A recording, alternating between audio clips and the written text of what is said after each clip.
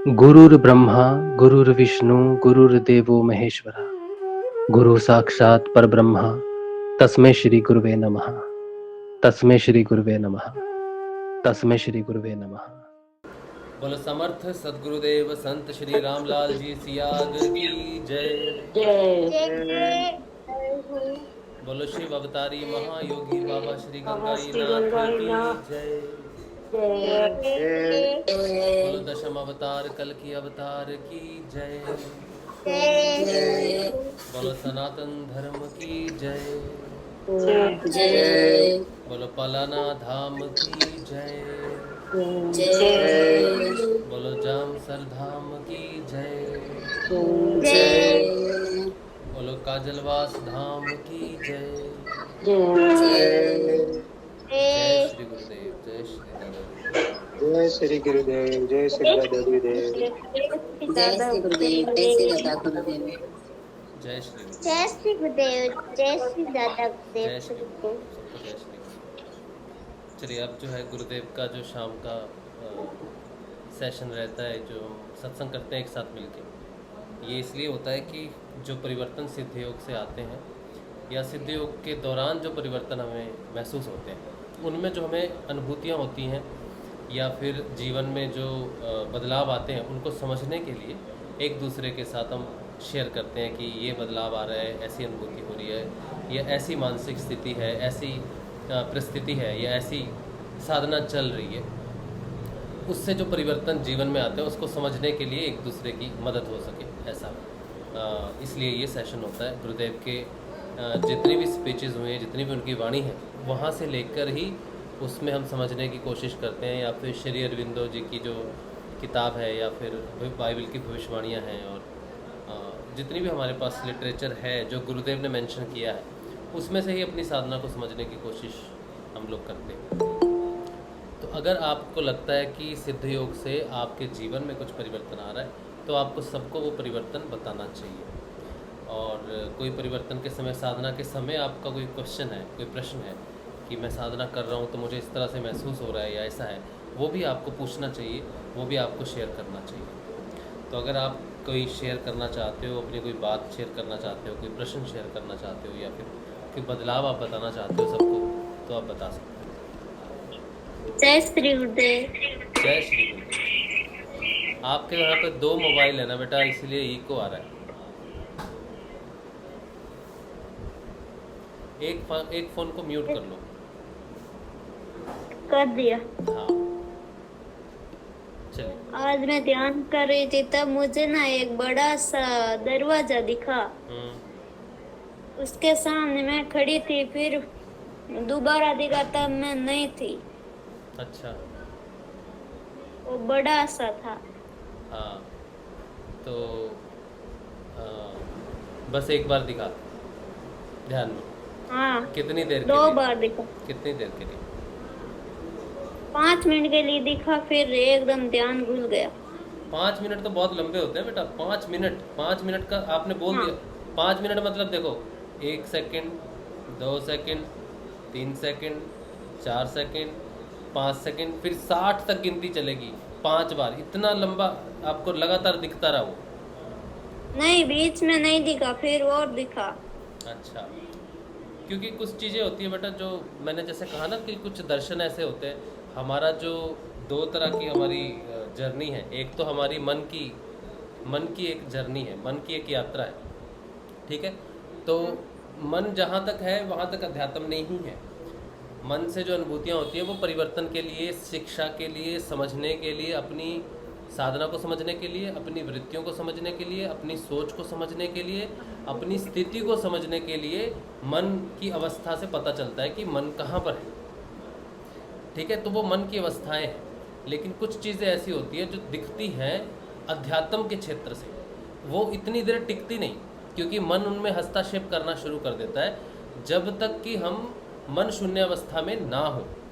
जागृत ध्यान में इतनी लंबी कोई चीज़ दिखे और अगर मन उस समय जागृत है तो फिर वो मन की अनुभूति हो जाती है।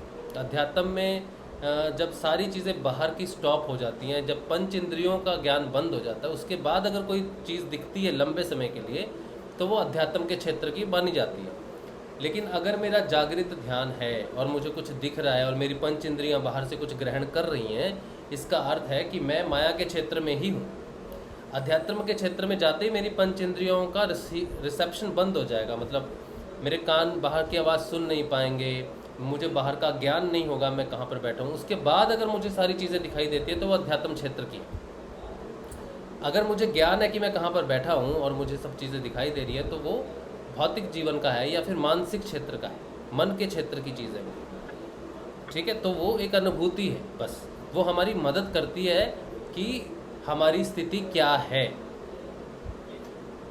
ठीक है, मन से भी जो अनुभूतियाँ होती हैं वो भी साधना में मदद करती हैं, लेकिन अध्यात्म क्षेत्र में उनका कोई काम होता नहीं। लेकिन भौतिक क्षेत्र में हमारी सहायता करती हैं समझने में कि हमें क्या करना चाहिए। इसमें तो चीज़ इतना तो नहीं लगेगा। अच्छा हाँ, वो एकदम से दिखी। अच्छा, वही इसीलिए मैं तुमसे पूछ रहा हूँ कि तुम्हें कुछ दिख रहा है, जैसे दरवाज़ा दिखा और तुमने रियलाइज़ किया, तुम्हें जैसे ही लगा कि ये दरवाज़ा है और वो उसी समय गायब हो गया, महसूस होते ही गायब हो जाए चीज़ कोई। ठीक है, तो वो क्षण भर का ध्यान होता है हमारा, क्योंकि अभी हमारा ध्यान गहरा हुआ नहीं। गहरा ध्यान होने में बहुत समय लगता है। अभी का ध्यान क्या होता है कि क्षणिक होता है। हम बैठते हैं ध्यान में, बहुत कुछ चलता है और 1 सेकंड के लिए या 1 सेकंड से भी कम समय के लिए हमारा ध्यान लग जाता है। उस ध्यान के दौरान हमें चीज़ें दिखती हैं और जैसे ही हमें वो चीज़ें दिखी और हमें रियलाइज़ हुआ कि ये कुछ है, उसी समय वो टूट जाता है। तो अभी तक जो ध्यान है उसको क्षणिक ध्यान बोलते हैं। जागृत ध्यान में वो एक क्षण आ जाता है जिसमें हमें कुछ दिखाई देता है, वो दिखने वाली चीज़ महत्वपूर्ण है। 10 दिन पहले मुझे दिखा था, वो 1 झटके में दिखा, फिर नहीं दिखा। आज 5 मिनट के लिए 1 मिनट छोड़ के दिखा। अच्छा अच्छा अच्छा, चलो हो सकता है बेटा इसका कुछ रहस्य हो या कोई बात हो, लेकिन मैंने आपको बता दिया कि हमें अनुभूतियों के साथ लंबे समय तक रुकना नहीं है, क्योंकि हमारा मन बहुत चंचल है और वो मैनिपुलेट कर देता है चीज़ों को।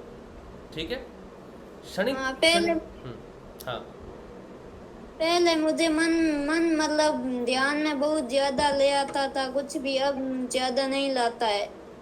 अच्छा अच्छा, अब ख्याल नहीं आते ज़्यादा। हाँ, और अनुभूति भी ज्यादा याद नहीं रहती, वो एकदम से होती, फिर 1 घंटे में भूल जाती हूँ। हाँ ठीक है, वही होना चाहिए, वो होना चाहिए। ठीक है, लेकिन जो ध्यान असली ध्यान है ना, मैंने जैसा कहा कि हम बैठे हैं ध्यान के लिए 15 मिनट 20 दिन, मंत्र भी जप रहे हैं, नाद भी सुन रहे हैं। ध्यान हमेशा तब है जब तुम्हारी अवस्था इंद्रियाएं बंद हो जाए, क्षणिक भर के लिए भी हो, चाहे आधे घंटे में। क्षणिक का मतलब होता है 1 सेकंड से कम समय, बस दिखा और जैसे ही तुमने रियलाइज़ किया, तुम्हारी इंद्रियों को पता चले अरे ये क्या दिखा मुझे, और वो गायब हो जाए, उसको बोलते हैं असली दर्शन। हाँ। ठीक है, एक ये याद रखना। दूसरी बात होती है कि जब हम ध्यान में बैठते हैं, नाद सुनते हैं या कुछ करते हैं, तो हम ध्यान में चले जाते हैं, तो हमें पता नहीं चलता कि हम कहाँ बैठे थे। जनरली साधक को बाद में याद ही नहीं रहता कि मेरे साथ क्या हुआ क्या नहीं हुआ, ऐसी अवस्था रहती है, क्योंकि ध्यान गहरा हो तो जाता है लेकिन हमारी स्थिति नहीं है वहाँ तक की। तो जब साधक डेवलप हो जाता है गहरे ध्यान में, तब वो ऐसी स्थिति में जा सकता है। गहरे ध्यान में जाके तब वो उन चीज़ों को महसूस कर सकता है, उसका ज्ञान वापस आ सकता है। तो बेटा वो गहरे ध्यान की भी बात है एक। ठीक है, तो इस बात को ध्यान रखना कि तुम जागृत ध्यान में सब देख रहे हो या फिर वो ध्यान में जो देखा उस समय आप किस अवस्था में था। अवस्था का बहुत प्रभाव पड़ता है साधना में। ठीक है, कभी कभी खुली आंखों से ध्यान लग जाता है। हाँ, खुली आंखों से तो ध्यान लगता है बेटा, खुली आंखों से ध्यान लग जाता है, क्रियाएं वगैरह होना। ठीक है, और अपने आप शांभवी मुद्रा, कहीं बैठे हैं तो अपने आप शांभवी मुद्रा लग जाना और शून्य में चले जाना, वो हो जाता है। ठीक है, लेकिन शून्य में जाते हैं, जागृत रहते हैं, फिर भी वो ध्यान जागृत ध्यान है। ध्यान 2 तरह के हैं, जागृत ध्यान और ऐसा ध्यान जिसमें हमें पता नहीं कि हम कहाँ हैं। 2 तरह के ध्यान है। और मैं शाम को ना सुनती हूँ तब मुझे 2 मिनट के लिए सुनती हूँ, तब एकदम से नींद आ जाती, फिर एकदम से कान पे हाथ हट जाता है। हाँ, अच्छा अच्छा, हाँ ऐसा ही होता है। नाद तो जितना जल्दी, अभी आप देखो, आप कहते हो 2 मिनट सुनते हो तो नींद में चले जाते हो। मैं तो नाद को अभी रात को जब मैं अनुसंधान करता हूँ तो सुनता हूँ तो वो पता नहीं कितनी जल्दी लेके चला जाता है, बहुत जल्दी। अभी क्यों? क्योंकि हम उससे कनेक्ट हो गए।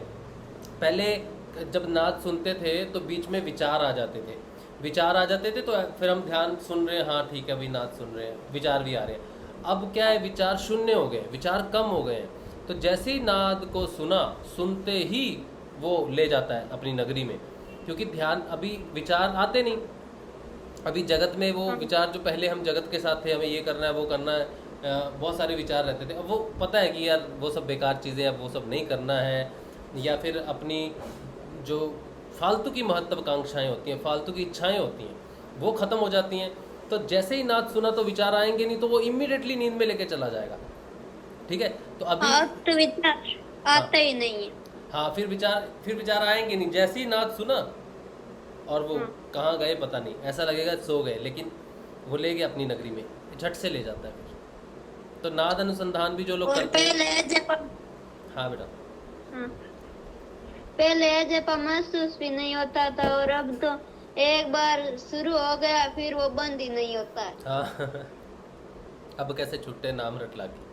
हाँ, अच्छी बात है। लेकिन जो लोग नाद का ध्यान करते हैं उनके लिए ये विशेष बात है कि नाद को पहले हम अनुसंधान करते हैं तो समय लगता है हमें, हम उसको सुन सकते हैं 5 मिनट 10 मिनट, लेकिन जैसे जैसे हमारी साधना गहरी होती है और विचार हमारे कम होते हैं तो नाद अनुसंधान क्षणिक भर होता है, वो छोटा होता जाता है।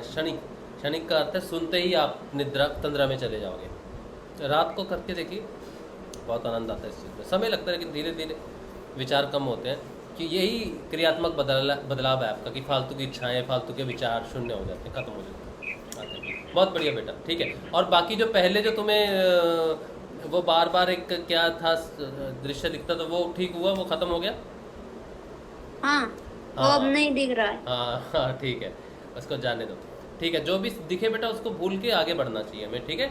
और जब भी हम ध्यान में बैठे तो हमें शून्य अवस्था में ही बैठना चाहिए। क्या दिखा था, क्या दिखेगा, वो सब छोड़ के बैठना चाहिए, ठीक है। चलो, बहुत बढ़िया। जय श्री गुरु। जय श्री गुरु। ये बच्चे हैं जो रोज़ ध्यान करते हैं, रेगुलर ध्यान करते हैं। सुबह 6:30 बजे सुबह रोज़ ध्यान करते हैं, शाम को रोज़ 6:30 बजे बच्चे ध्यान करते हैं। कमाल की बात है, बहुत ही अच्छी बात है।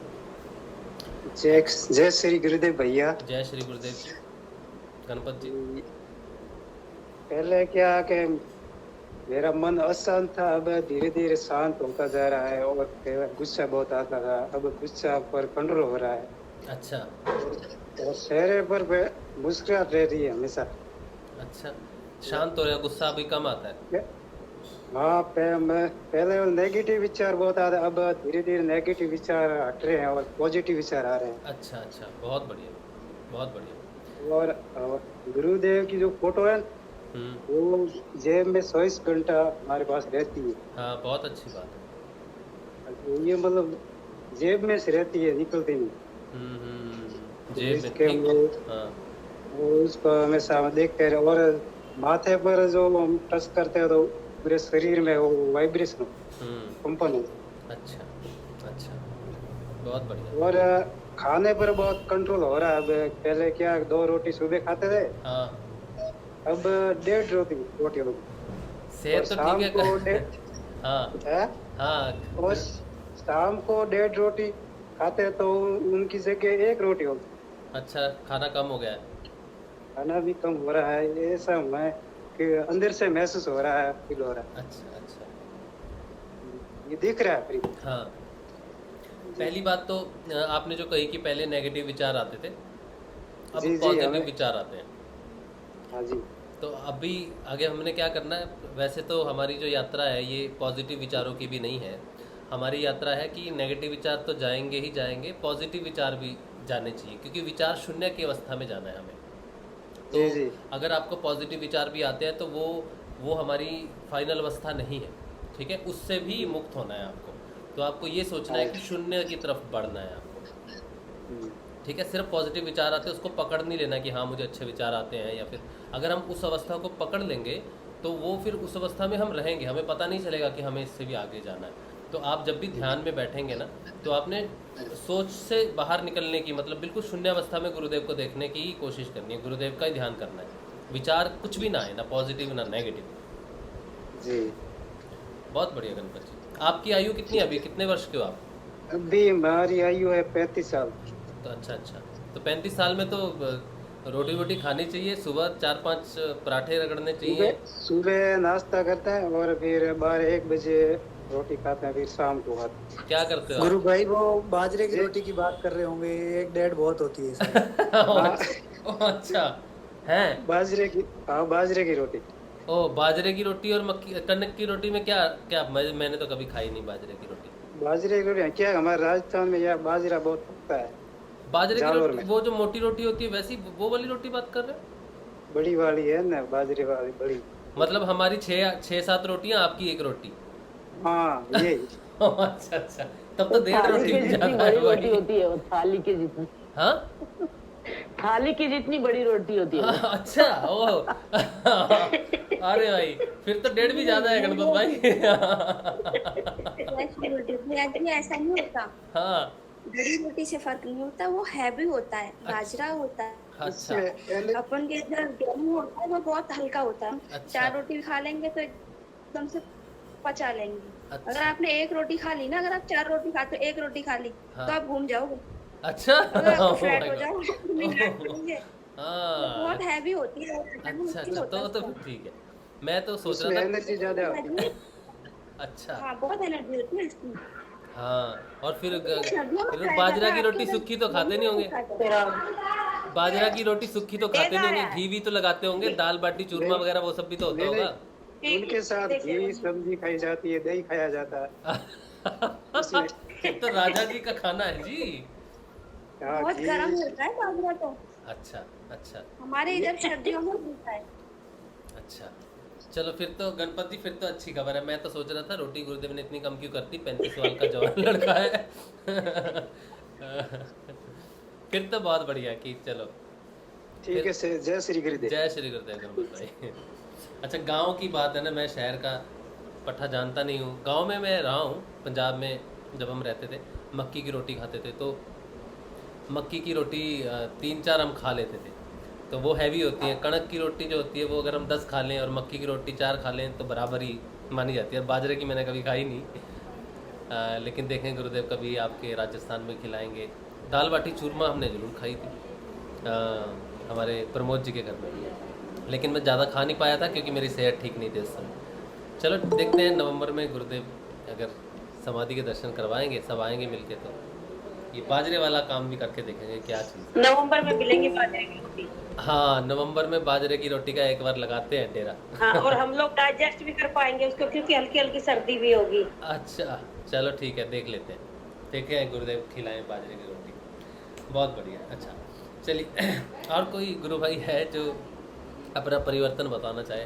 बहुत मज़ा आता है परिवर्तन की बात सुन के, बदलाव की बात सुन के, यही बड़ी खुशी मिलती है सुन के ये सारी चीज़ें कि बदलाव की बात हो रही है।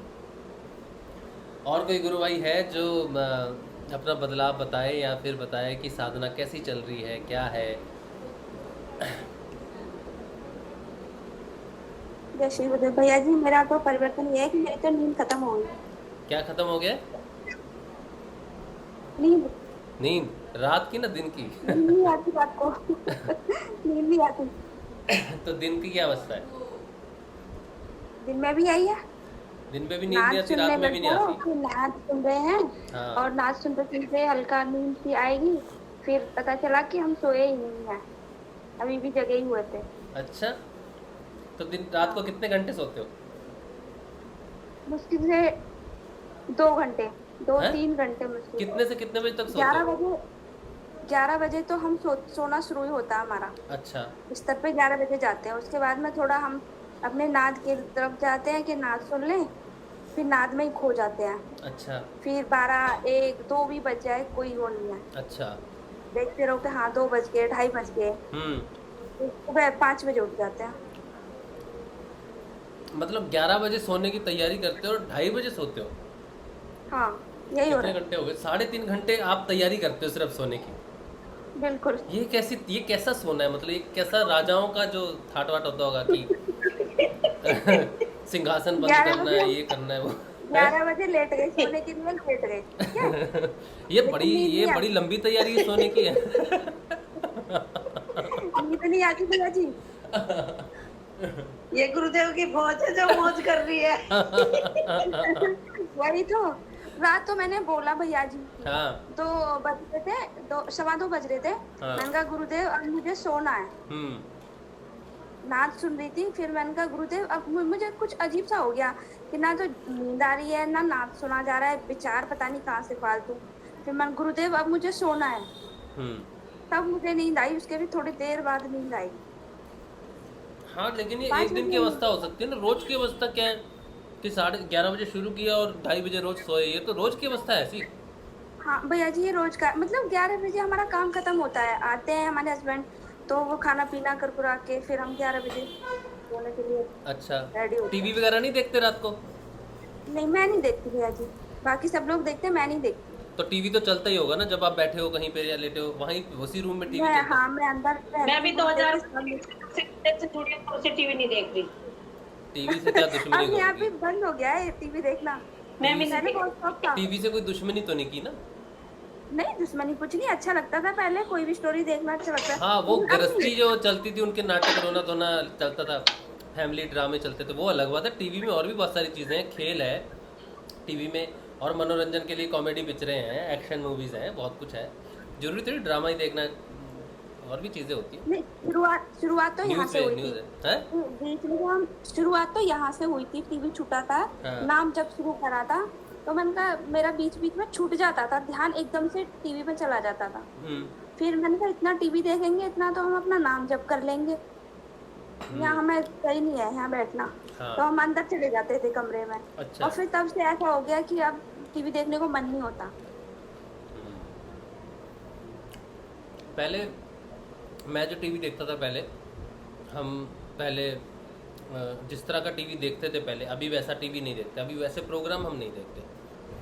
अभी प्रोग्राम चेंज हो गया, हम कुछ मनोरंजक हो उसको देखते हैं, और हम कुछ भी देख रहे हो, कुछ भी कितना भी इम्पोर्टेंट या कितना भी इंटरेस्टिंग क्यों ना चल रहा हो, लेकिन जैसे ही लगा कि ज़रूरत नहीं है टीवी देखने की, उसी समय बंद। पहले क्या होता था कि हम उसको पूरा कंप्लीट करेंगे या देखते रहेंगे रात को, अभी जब तक जाग रहे हैं देख सकते हैं।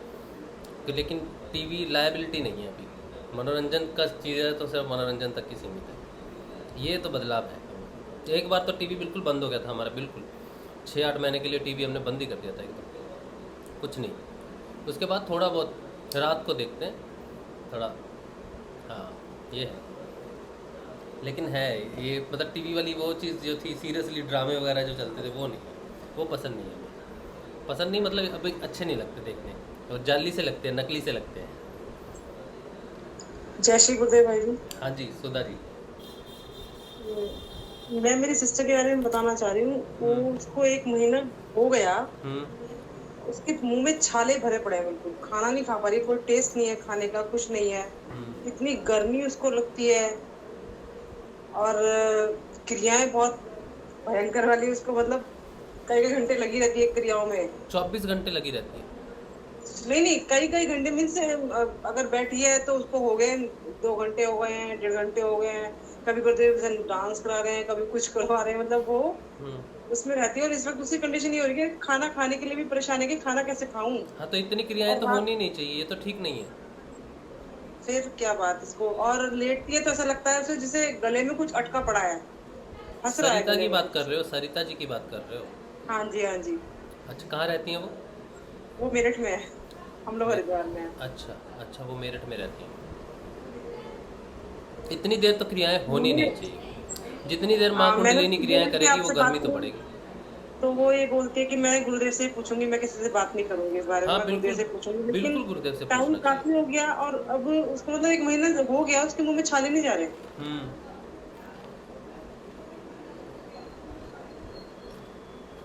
ये उसको हो रहा है आजकल। 2 दिन से कह रही मुझे नींद नहीं आ रही है। छाले तो मेरे मुंह में भी आए पड़े। तो ये वैक्सीन का तो नहीं, मेरे को तो खैर वैक्सीन का होगा, उसको उसने तो कल ही लगवाई है। वैक्सीन से तो छाले तो नहीं होने चाहिए, बुखार वगैरह आता है। और छाले जो आते हैं मुंह में, मेरे को छाले जब आए थे तब मेरे को कोविड हुआ था। अच्छा, इसको तो 1 महीना हो गया उसको, मतलब यहाँ से वो 2 महीने हो उसको गए हुए, लेकिन यहाँ उसको क्रिया यहाँ से शुरू हो गई थी लगनी उसे। अच्छा। और वहाँ जाके तो पूरी तरह क्रिया, उसमें काफी क्रियाएं होती हैं और आजकल उसके मुंह में छाले, मतलब 1 महीना हो गया छाले नहीं जा रहे उसके मुंह से बिल्कुल भी। दवाई ली है उन्होंने कोई? दवाई कुछ नहीं ली, कह रही मैं नहीं लूंगी दवाई, गुरुदेव ये तो देखेंगे। ये जिद बेकार की होती है, ये सारी जिदें बेकार की। हम अपने आप को अगर ज़बरदस्ती कहेंगे कि हम बहुत अच्छे साधक हैं, हम लेंगे ही नहीं, जिद वाली बात नहीं करनी चाहिए। अगर शरीर में तकलीफ है और हमें पता है कि हमारी साधना चल रही है, लेकिन हम ज़बरदस्ती तो अपने आप को अच्छे साधक स्टैब्लिश नहीं कर सकते ना। हम जैसे हैं वैसे ही हैं, धीरे धीरे परिवर्तन आता है, एक दिन में सोचने से तो नहीं आता। तो अगर उनको कहिए कि दवाई ज़रूर लीजिए, कोई डॉक्टर को दिखाइए, ग्लिसरीन लगा लीजिए मुंह में। ग्लिसरीन छालों के लिए होती है मुंह में, ठंडक तो मिले, पेट में कुछ तो ठंडक जाए। और दूसरी बात यह है कि कुंडलिनी की जो क्रियाएं हैं इतनी देर तो आजकल तो उसके पेट में जलन भयंकर वाली है, तो होगी, पेट तो में भी जलन ऑब्वियसली सी होगी इतनी वो जिद पकड़ के बैठी है, तो जिद भी एक तरह की वृत्ति है ना, जिद भी उसको। तो योग करती है, कुछ ठंडा खाने के लिए बोलते तो ठंडा भी नहीं खा पा रही, जुकाम है और पेट में भी जलन हो रखी है उसको। आप उनको कहो कि आप पहले तो अपनी जिद छोड़ो, ठीक है? शरीर जो मांग रहा है, शरीर की जो डिमांड है, आप उसके साथ लड़ नहीं सकते अभी, आप उस स्थिति में हो नहीं, ठीक है? जिद करके शरीर से लड़ा नहीं जाता, शरीर को कंट्रोल किया जाता है। जब शरीर कंट्रोल में हो जाए, उसकी ग्लैंड्स परिवर्तन हो जाए, उसके बाद उसको कंट्रोल किया जाता है। अभी मेरा शरीर अगर कुछ मांगेगा, मैं उसको नहीं दूंगा, वो तो मेरे अंदर भयानक काम करेगा। वो ज्यादा देर ध्यान में बैठती होंगी, इसलिए हीट बन रही होगी शरीर में। वो तो है ही, वो तो कह रही है कि क्रियाएं तो बहुत हो रही ध्यान, है। मतलब उसका ध्यान लगा रहता था तो वो बैठी रहती है ध्यान में। बैठने की बात थोड़ी, इतने देर तो कोई भी नहीं बर्दाश्त कर पाएगा, कोई नहीं कर पाएगा। बीच में तो उसको इतनी हीट हो गई थी अंदर, फट जाएगी, इस तरह पड़ गई थी। आप उनको पहले कहो, मेरी बात सुनो जी। पहले तो उनसे बात करो कि उनकी रूटीन क्या है पूरे दिन की, ठीक है? अच्छा। माइन्यूटली चेक करो, माइन्यूट डिटेल चेक करो कि सुबह उठती है क्या करती है, फिर अगले दिन क्या किया, हफ्ते भर की ऐसे माइन्यूट डिटेल स्वाध्याय करो, करवाओ, कुछ भी करो, पता करो कि कुंडलिनी को इतना समय क्यों लग रहा है। जो काम 15 मिनट में होना चाहिए वो माँ इतनी समय क्यों लग रहा है, कहाँ पे रुकावट आ रही है जो क्रॉस नहीं हो रही। दूसरी बात कि जो जिद है वो भी रुकावट हो सकती है। उनको कहो मुंह में छाले हैं, पेट में गर्मी है, तो पहली बात तो ग्लिसरीन यूज़ करें, ठीक है? ग्लिसरीन मुंह में लगाए, ग्लिसरीन मार्केट में मिलती है दवाई की दुकान पे, वो ग्लिसरीन मुंह में लगाए, ठीक है? वो माउथ अल्सर के लिए भी जो होती है वो ग्लिसरीन होती है, वो ले ले जी। ठीक है? अगर 1 महीना हो गया है तो ये छोटी सी चीज़ है जो 2 दिन रहने वाली चीज़ है, वो 1 महीना अगर रहती है तो हमारी जिद ही हमारी रुकावट बनी हुई है। मैंने उसको कई बार बोला, मैंने एक बार बात कर ले भाई जी से, बात में कुछ तो पता लगेगा। मना आपसे ही बात करने के लिए मैं तैयार नहीं कि मैं किसी से बात पूछूंगी। हाँ तो मत करे, मैं कोई विशेष थोड़ी हूँ, लेकिन हाँ अपनी कंडीशन तो शेयर कर सकते हो। मैं कोई विशेष इसलिए नहीं हूँ कि मैं कोई समाधान दूंगा।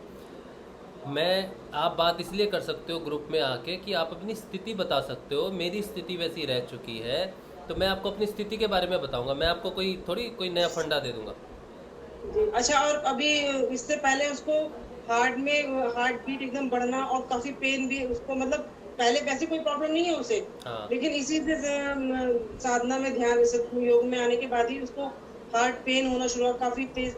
वो भी बर्दाश्त कर रही कि चलो कुछ तो। आप मेरी बात सुनो, मैं ये ज़रूर कहता हूँ कि आप किसी व्यक्ति विशेष से मत पूछो, किसी व्यक्ति विशेष पे डिपेंड ना रहो। ये मैं ज़रूर कहता हूँ कि पहले गुरुदेव से पूछो, गुरुदेव को अपनी बात बताओ, लेकिन अपने आप को लॉक कर लेना, किसी से बात ही नहीं करना, अपनी बात किसी को बताना ही नहीं, ये सही नहीं। मैं ये कहता हूँ कि किसी पे डिपेंड मत रहो कि मेरी समस्या का समाधान करिए। मैं कहता हूँ पहले गुरुदेव को बोलो, गुरुदेव से बात करो, उसके बाद ग्रुप में आओ, ग्रुप में बोलो कि मेरे को ऐसी चीज़ है, ये हो रही है। अपनी बात सबके सामने रखो, लेकिन पहले उसको बोल दो, वो ग्रुप में सॉल्व करवाए, किसी के माध्यम से करवाए। वो उसको कोई तो माध्यम चाहिए। मैंने वो उससे कई बार, हाँ मैंने कहा भाई जी से नहीं, चलो हाँ नहीं तो ज्योति माँ से, किसी से तो बात करो, कुछ तो सॉल्यूशन तो निकलेगा। हाँ, पहले प्रायोरिटी गुरुदेव है। गुरुदेव से प्रार्थना करके, गुरुदेव से नमस्कार करके कहो कि गुरुदेव मुझे समाधान दो। उसके बाद दूसरों को बताओ, फिर समाधान आएगा। प्रायोरिटी तो गुरुदेव हो गए ना आपकी। और जिद थोड़ी करनी होती है, साधना में जिद थोड़ी चलती है।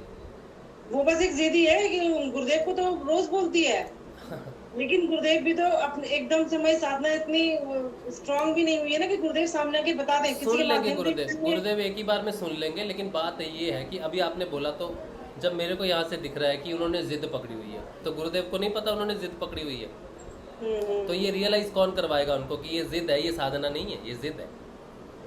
ये रियलाइजेशन कैसे होगा उनको? बैठे बैठे तो नहीं हो जाएगा घर में।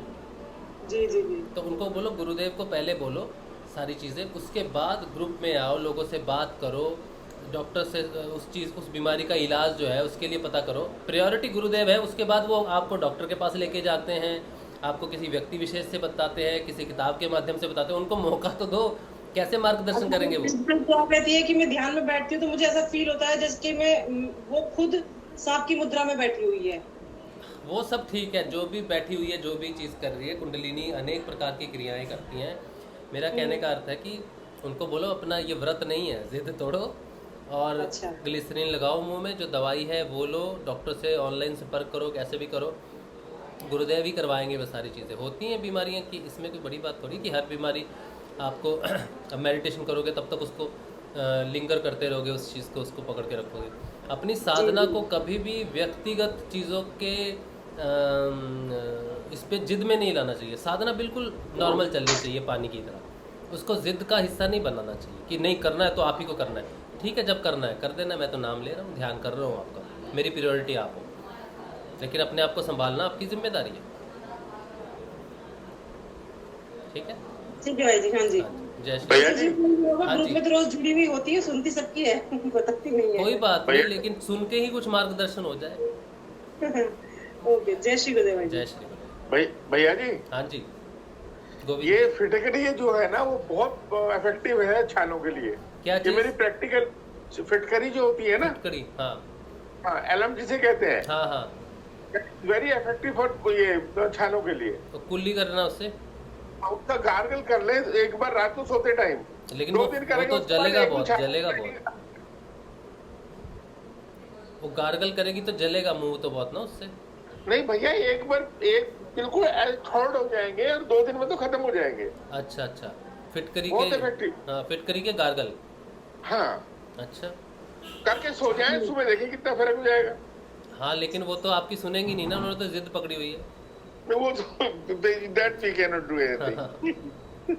सुनेंगी, मैं बोलूंगी, डांट के बोलूंगी। हाँ, डांटने की जरूरत नहीं है, उसको बोलो तुम जिस वृत्ति में फंसी हुई है वो जिद है तुम्हारी, और ये तुम्हारी एक जिद है, इसके पीछे कितनी जिद्दें हैं उनको रियलाइज करना, जिंदगी में कितने सुधार आएगा पता चलेगा। ओके। एक जिद तो गुरुदेव ने सामने ला दी आपके किसी बीमारी की वजह से, ये एक वृत्ति है। यहाँ जिद टूट गई तो जितनी जिद्दें और अड़ी हुई हैं सारी की सारी टूट जाएंगी। ठीक ठीक, ठीक है? बहुत बड़ी बात। हाँ जी, बहुत पता लग बढ़िया। गई। ये ऐसे ही होता है, ऐसे ही होता है साक्षात्कार। जय श्री गुरुदेव। जय श्री गुरुदेव। अच्छा चलिए, और क्या है? और मैं बता रही हूँ, चलिए आप बताइए। पता है मेरे कई दिन से कमर, मेरे पूरी बॉडी जाम हो रही थी ना, आधी साइड से हाँ ठीक हो रही थी, और हो रही थी गर्दन भी, सर में दर्द भी। सुबह उठी तो भी वही हाल, और तब जब ध्यान पे बैठी सुबह तो मेरे को वही झटके लगे, मेरे को वही हर चक्रा पे वही 4-5 झटके लगे मेरे को, लेकिन वो हल्के। अब आज जो है झटके हल्के थे, उसके बाद से ना मेरे को कहीं भी दर्द नहीं, कहीं भी पेन नहीं, बिल्कुल हल्का शरीर हो रहा। अच्छा, तो कुंडलिनी के झटके अच्छी बात है। कोई रुकावट होती, जैसे आपने एक बार क्या कहा था याद है? हाँ, और रुकावट थी, फिर वो साफ हो गया बिल्कुल। हाँ, वो बहुत जबरदस्त झटके थे। हाँ, अभी कहाँ लग लेकिन रहे? वो कहाँ लग रहे थे? आज मूलधारा में? वही हर चक्रा पे ही लग रहे हैं, वो भी आज भी जो लगे हैं हर चक्रा पे, और फिर वही नीचे ना बिल्कुल टिक जाती हूँ मैं, मेरा सिर बिल्कुल टिक जाता है। अच्छा अच्छा, अच्छी बात। जैसे स्प्रिंग की तरह मुड़ती चली जाती हूँ ना, ऐसे हो जाता, बिल्कुल फोल्ड हो जाती हूँ आगे। हाँ। अच्छा, ये भी क्रिया है कुंडलिनी, आगे बिल्कुल झुक जाना। हाँ, और आकाश मुद्रा, हाँ, आकाशी मुद्रा, और जल अंदर बंद। अच्छा अच्छा, बहुत बढ़िया बहुत बढ़िया बहुत बढ़िया।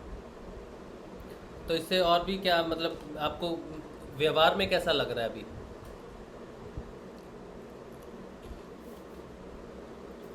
व्यवहार में तो यही है, किसी के लिए ना गुस्सा नहीं आता, और कोई भी कुछ करता तो यही होता कि छोड़ो, क्या करना है, हाँ अपने आप समझ जाएगा। हाँ, और समझता किसी नहीं है। चीज का लालच नहीं है, किसी चीज से मतलब कि मोह माया में फंसना, पैसे वैसे का, या इधर से उधर से ये क्या होगा, ये वो नुकसान हो गया तो ये क्या, ये चीज है ही नहीं, अब दूर ही है इनसे। अच्छा चेन मिल गई ना आपकी, चेन मिल गई। हाँ चेन में तो किसी गुरुदेव ने कुछ कटवाया ही है, पता नहीं क्या। मैंने किसी जन्म का उनका कुछ लिया था, वो पूरा हिसाब किताब करवाया उनका।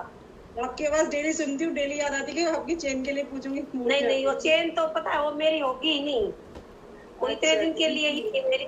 वो तो मेरा, मैंने कर्जा लिया हुआ था उनका, वो गुरुदेव ने पूरा करवा दिया। चलिए बहुत बढ़िया। दुनिया में क्या है जो आपका है? हाँ, यहाँ छोड़ के जाने, यही से ली थी, यही छोड़ चले। उन्हीं उसी की थी शायद, कभी मैंने उसकी ली होगी जिनके पास गई है वो।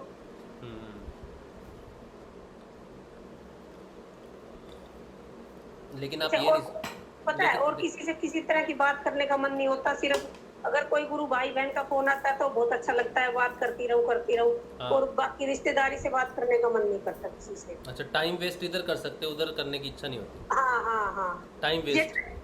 हाँ, यहाँ टाइम वेस्ट हो जाता है। नहीं, ये गुरु से अच्छा है, पता है इसमें कहीं ना कहीं गुरुदेव का ही नाम रहता है, जो भी होता है। हाँ, बाकी वहाँ तो करने का मन ही नहीं होता। देखो, गुरुदेव के नाम पे भी बड़ी बातें चलती हैं 2-2 घंटे, यहाँ पे गुरुदेव नहीं होते।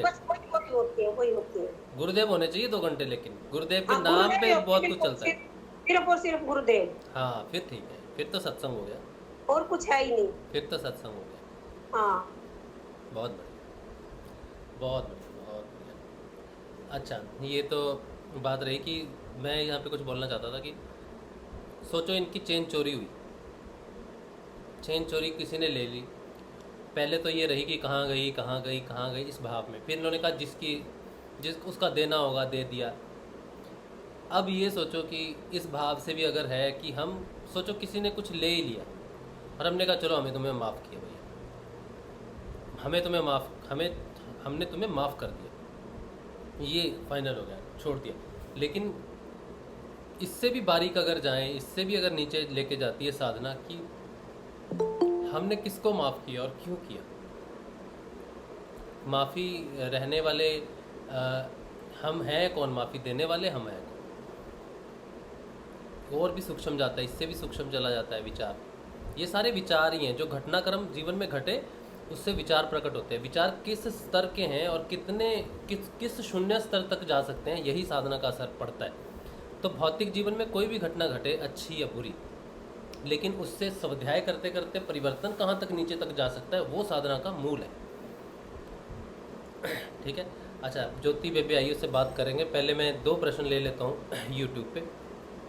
यूट्यूब पे सीमांचल बताते हैं जी, कह रहे हैं कि कोविड का वैक्सीन लाना है कि नहीं, आपने लिया है? मैंने कोविड का वैक्सीन लिया है, एक वैक्सीन लिया है, दूसरा भी मैं लूँगा। और मैं पर्सनली रेकमेंड करता हूँ कि सबको कोविड का वैक्सीन लेना चाहिए।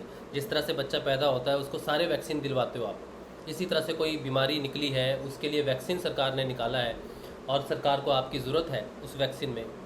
50-55 करोड़ लगवा चुके हैं, आधा भारत लगवा चुका है। मैंने तो लगवाया है, और मुझे लगता है मैंने बीवी को भी लगवाया है, और मेरे बेटे के लिए निकलेगा तो मेरे बेटे के भी मैं कहूँगा कि लगवाए। बहुत ज़रूरी हमने है, भी लगवाया भाई, सबने लगवा लिया घर में। ज़रूरी है वैक्सीनेशन, बहुत ज़रूरी है। वैक्सीनेशन से किस प्रकार की, ये तो औषधि है जो बीमारी फैली हुई है।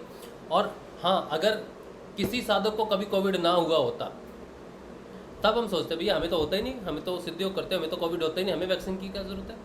कोविड से मरे भी हैं साधक, तो अब आप ये कहोगे कि वो अच्छे साधक नहीं थे, ये तो नहीं कह सकते ना हम किसी को कि वो अच्छे साधक नहीं थे। ये तो हमारी जिम्मेदारी नहीं है कि कौन अच्छा है कौन बुरा है, वो तो गुरुदेव डिसाइड करेंगे। सबको कोविड का वैक्सीन लेना ही चाहिए, क्योंकि ये प्राकृतिक बीमारी है, एक फैली हुई है, और इससे औषधि आपकी सुरक्षा करती है, तो आपको ज़रूर लेना चाहिए। ये कह रहे हैं कि मैंने अभी तक लिया नहीं, कहीं जाता हूँ तो मंत्र चालू कर देता हूँ। हाँ, तो ये तो अच्छी बात है, मंत्र चालू करो, लेकिन वह वैक्सीन से तो कोई दुश्मनी होनी नहीं चाहिए। सारी दुनिया ले रही है, वो हमें नुकसान थोड़ी दे रही है कोई चीज़। ठीक है। अच्छा, चलो, ये तो रहे प्रश्न यूट्यूब पे। बेबे कुछ कहना चाहते हो? बड़े दिनों बाद दर्शन। जय श्री गुरुदेव सभी को, जय श्री गुरुदेव। जय श्री जय श्री गुरुदेव। बस ऐसे ही मैं क्या देखूं क्या, ऐसे ही आ गए घूमते घूमते। चलो वीडियो कुछ कुछ दिनों बताओ कैसा चल रहा है कुछ साधना दिनों वगैरह से कैसे चल रहा है? मौन थी, बस ऐसे ही हाँ। बोलने को अंदर से ही मन नहीं करता था बस। हाँ, बारिश बारिश की रिमझिम सुन रहे थे बस मौन में उतर के। अच्छा। आ, पेड़ पौधों से बातें होती रहती थी, उनके लिए तो शब्दों की जरूरत ही नहीं है। बस यही चल रहा था और भी बहुत कुछ अभी चल ही रहा है, चलता रहे। अच्छा। ठीक है। बस ऐसे ही आज दिल किया आप सभी से मिलने को आ गए। हाँ अच्छा किया।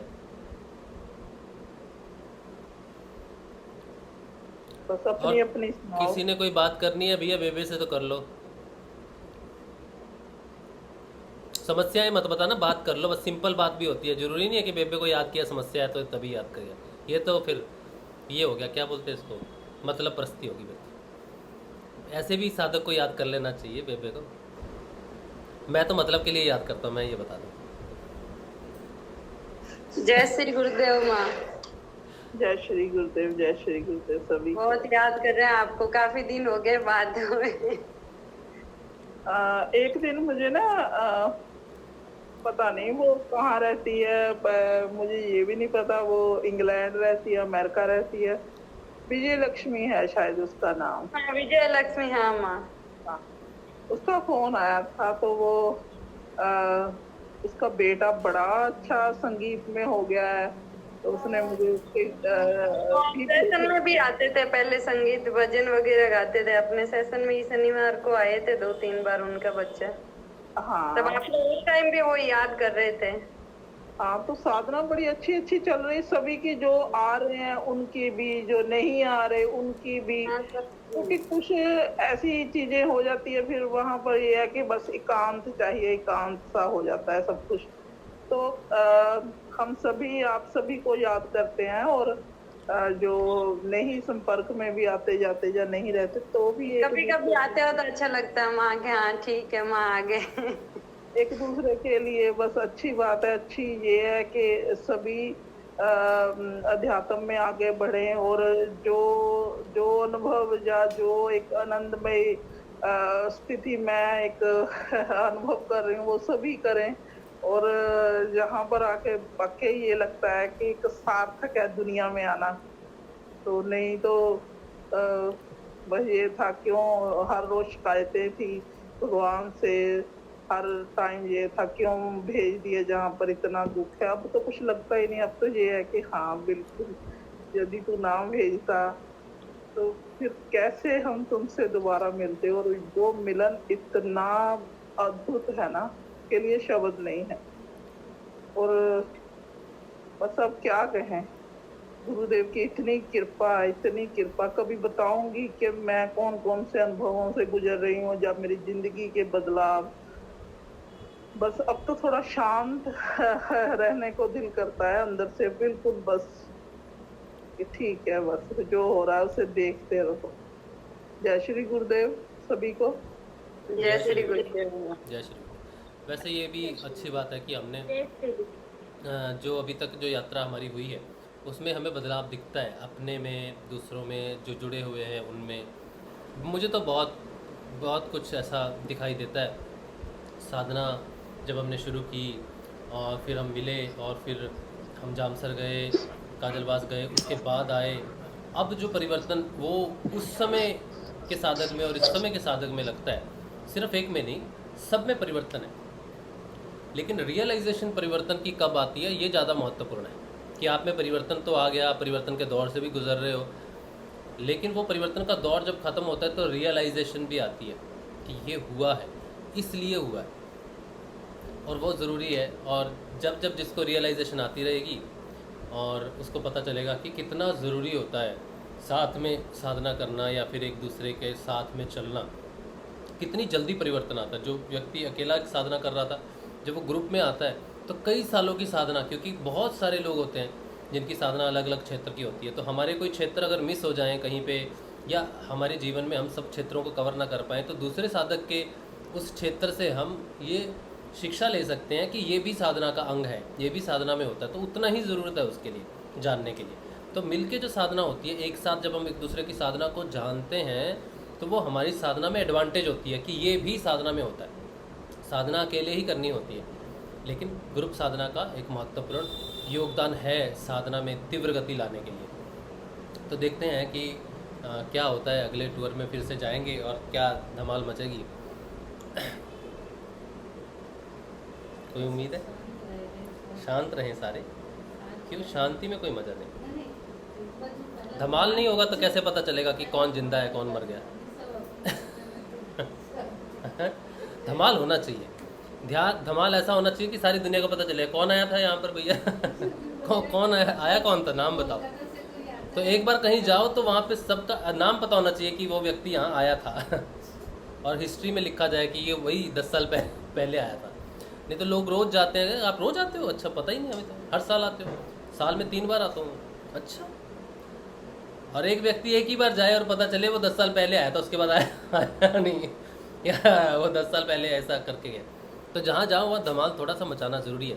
अभी आप जाओ मोती भवन, मोती भवन में जो बंदा अरेंजमेंट करता है ना, वो शक्ल देखेगा ना हमारी, 1 साल हो गया तुम आ गए फिर से। कितने आते होंगे उसके पास, कितने आते होंगे, वो किसी को याद नहीं रखता होगा। हम जब जाएंगे ना भैया, हम गुरुदेव के शिष्य हैं, हम सुबह 6 बजे मेडिटेशन करते हैं और शाम को, अरे तुम फिर से आ गए भैया, माफ कर दो। बिल्कुल गरेवाल को नहीं भूलेगा। गरेवाल को तो मुझे लगता नहीं एंट्री मिलने वाली इस बार। कई लोगों को नहीं भूलेगा वो। बाकी ही है, बात तो है। देखो पता तो चलना चाहिए, पता तो चलना। पूरे बीकानेर को बता दिया होगा अब तक तो उसने। भैया तो आप लोग कोई मेडिटेशन तो नहीं करते सुबह शाम? ये अनुभव है भैया हमारा, और हमने बहुत कुछ सीखा। ये भी एक मतलब वो तय थी बातें सारी, जो होना था, जो वहाँ हुआ, वो भी यादें हैं। अच्छा देखो, रोमांचकारी सफर तो इसे कहते हैं। तो आंखें बंद करके पड़े रहो, फिर वो कोई रोमांचकारी सफर थोड़ी है। वही तो बात है। ये सारी चीजें होनी चाहिए, तभी पता चलता है। तभी इसीलिए तो मैं कह रहा हूँ ना बेबे, हम जितने साधक है ना, हर किसी की साधना वहाँ पर जाके यूनाइट होगी, सबके साथ मिल गई। अब किसने किसकी साधना को दुत्कार दिया या किसने किसने साधना को एक्सेप्ट करके अपनी साधना को डबल तीव्र गति दे दी, वो अलग बात है। देखो ये मैं मैंने ना यहाँ तक देखा है कि गुरुदेव ना हमारे गुरुदेव हैं। नहीं तो ये होता था कि गुरु उसे देता था जो उस चीज को मतलब उसका पात्र था। लेकिन यहाँ पर ये बात है कि वो सभी को दे रहे हैं कि ठीक है सभी को दे दो, बस जो जहाँ पर बीज ने अंकुरित होना है हो जाएगा, हो जाएगा। तो वो वाली चीजें हैं जहाँ पर बस उन्होंने इकट्ठे करके बिठा दिए कि भाई ठीक है जी, जो हल्ला गुल्ला करना है कर लो, जो तुम्हारे किसी की निंदा करवानी है करवा लो, जो करना है बस हो जाए, हो जाए, सब हो जाए। अध्यात्म भी हो, गाना बजाना भी हो, जो किसी ने जो ठीक है भाई, आलोचना भी होनी चाहिए, तभी बात आगे तभी बढ़ती है। मैं ये बात कह दूं, आपकी आराधना से आपकी बात आगे बहुत धीरे धीरे बढ़ेगी। जब आपकी कोई निंदा करता है, ये कबीर साहब की बिल्कुल लिखित बात है, जब तो आपकी कोई निंदा करता है, आपकी कोई बात करता है ना, तो बिना साबुन के आपको निर्बल कर रहा है वो। तो फिर गाड़ी बड़ी फास्ट भागती है, बड़ी फास्ट। वही ना, हींग लगे ना पिटकरी रंग चोखा है। हाँ, तो और भी बड़ी अच्छी अच्छी यादें हैं। बड़ा अच्छा लगता है सोच के वो यादों को फिर देखेंगे जब गुरुजी बुलाएंगे तो। नवंबर में जाएंगे, देखें नवंबर का प्लान तो बन रहा है। चलो बड़ी अच्छी बात है।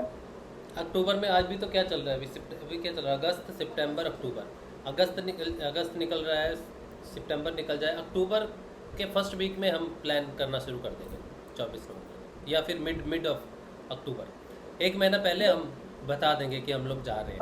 असल में नवंबर में तो फिर मैं जहाँ पर एक सेलिब्रेट सा करती हूँ ना भंडारा, जब गुरुजी का 24 नवंबर को ना, अच्छा, तो उससे पहले ही रखना। तो फिर 24 नवंबर को तो उनकी गुरुदेव का जन्मदिन है ना, 24 तारीख को वहाँ जाके भी तो हम कुछ करेंगे। अगर देखते हैं, अभी तो कुछ पक्का नहीं बेबे, क्योंकि या तो 24 नवंबर को होगा या फिर वो 31 दिसंबर को दादा श्री का जब होता है। आज मेरी बात सुनो, 24 नवंबर को मैं यहाँ पर करती हूँ ना, हम एक कार्यक्रम करते हैं, पिछले साल का उसका रखा हुआ, तो इस साल भी करेंगे। अच्छा अच्छा अच्छा। हाँ, वो हैरी ने किया, हैरी और आपने किया था मिलकर। हाँ, आसपास के लोगों को बुलाएंगे, गांव के लोगों को, उन्हें थोड़ा सा, बेचारे बड़े परेशान हैं, बीमारियों से घिरे हुए हैं। चलो चीजें हो जाती हैं जब कुछ ऐसा करते हैं, तो लोग खाना खाने भी आते हैं और मेडिटेशन भी हो जाती है। ठीक है, देखते हैं क्या प्लान बनता है, अपडेट करेंगे। अच्छी बात है, देख लेना। ठीक है, नहीं तो फिर आप जनवरी में चलना, कोई बड़ी बात थोड़ी है, जनवरी में भी चलेंगे। देखते हैं क्या होता, अभी तो कुछ पक्का नहीं है वैसे, वो तो अक्टूबर में पता चलेगा वैक्सीनेशन का क्या है, दुनिया की क्या हालत है, ट्रैवलिंग कैसी हो रही है, बच्चों का वैक्सीन निकला कि नहीं। बच्चों का वैक्सीन निकलना भी ज़रूरी है, अगर बच्चों का वैक्सीन नहीं निकलता है तब तक तो फिर हम तो नहीं जाएंगे, क्योंकि बच्चों की रिस्पॉन्सिबिलिटी भी हमारी है, तो उनका वैक्सीन निकलना भी ज़रूरी है। चलिए, ये रही बात। और उसके बाद कोई गुरु भाई कुछ कहना चाहता है क्या? सुशीला डागर जी कुछ कह रही हैं, नंगल आश्रम की प्रोजेक्ट का क्या चल रहा है, कुछ बताओ। सुशीला डागर जी पूछ रहे हैं। आश्रम का कोई देखो, मिलजुल के ही होना था काम का। मैंने तो ठीक है, मेरे पास जगह थी, मैंने वो कह दिया कि ठीक है आप देख लो। यहाँ पर ये था कि हम एक आध बेशक कोई झोंपड़ी नुमा बना के या एक कमरा बना के ही हम शुरुआत कर देते। थोड़ा सा है उसमें, अभी लेट हो रहा है काम, देखते हैं जैसे गुरुजी की इच्छा। पहले हम लगे हुए थे कुछ करेंगे, अब गुरुदेव ने करवा दिया तो हो जाएगा, अब गुरुदेव ही करवाएंगे। जैसे देखो हमारी इच्छा से हमने, बाकी ठीक है, जैसा वो उन्होंने तय किया हुआ है वैसा ही होगा, तो आगे देखते हैं क्या होता है।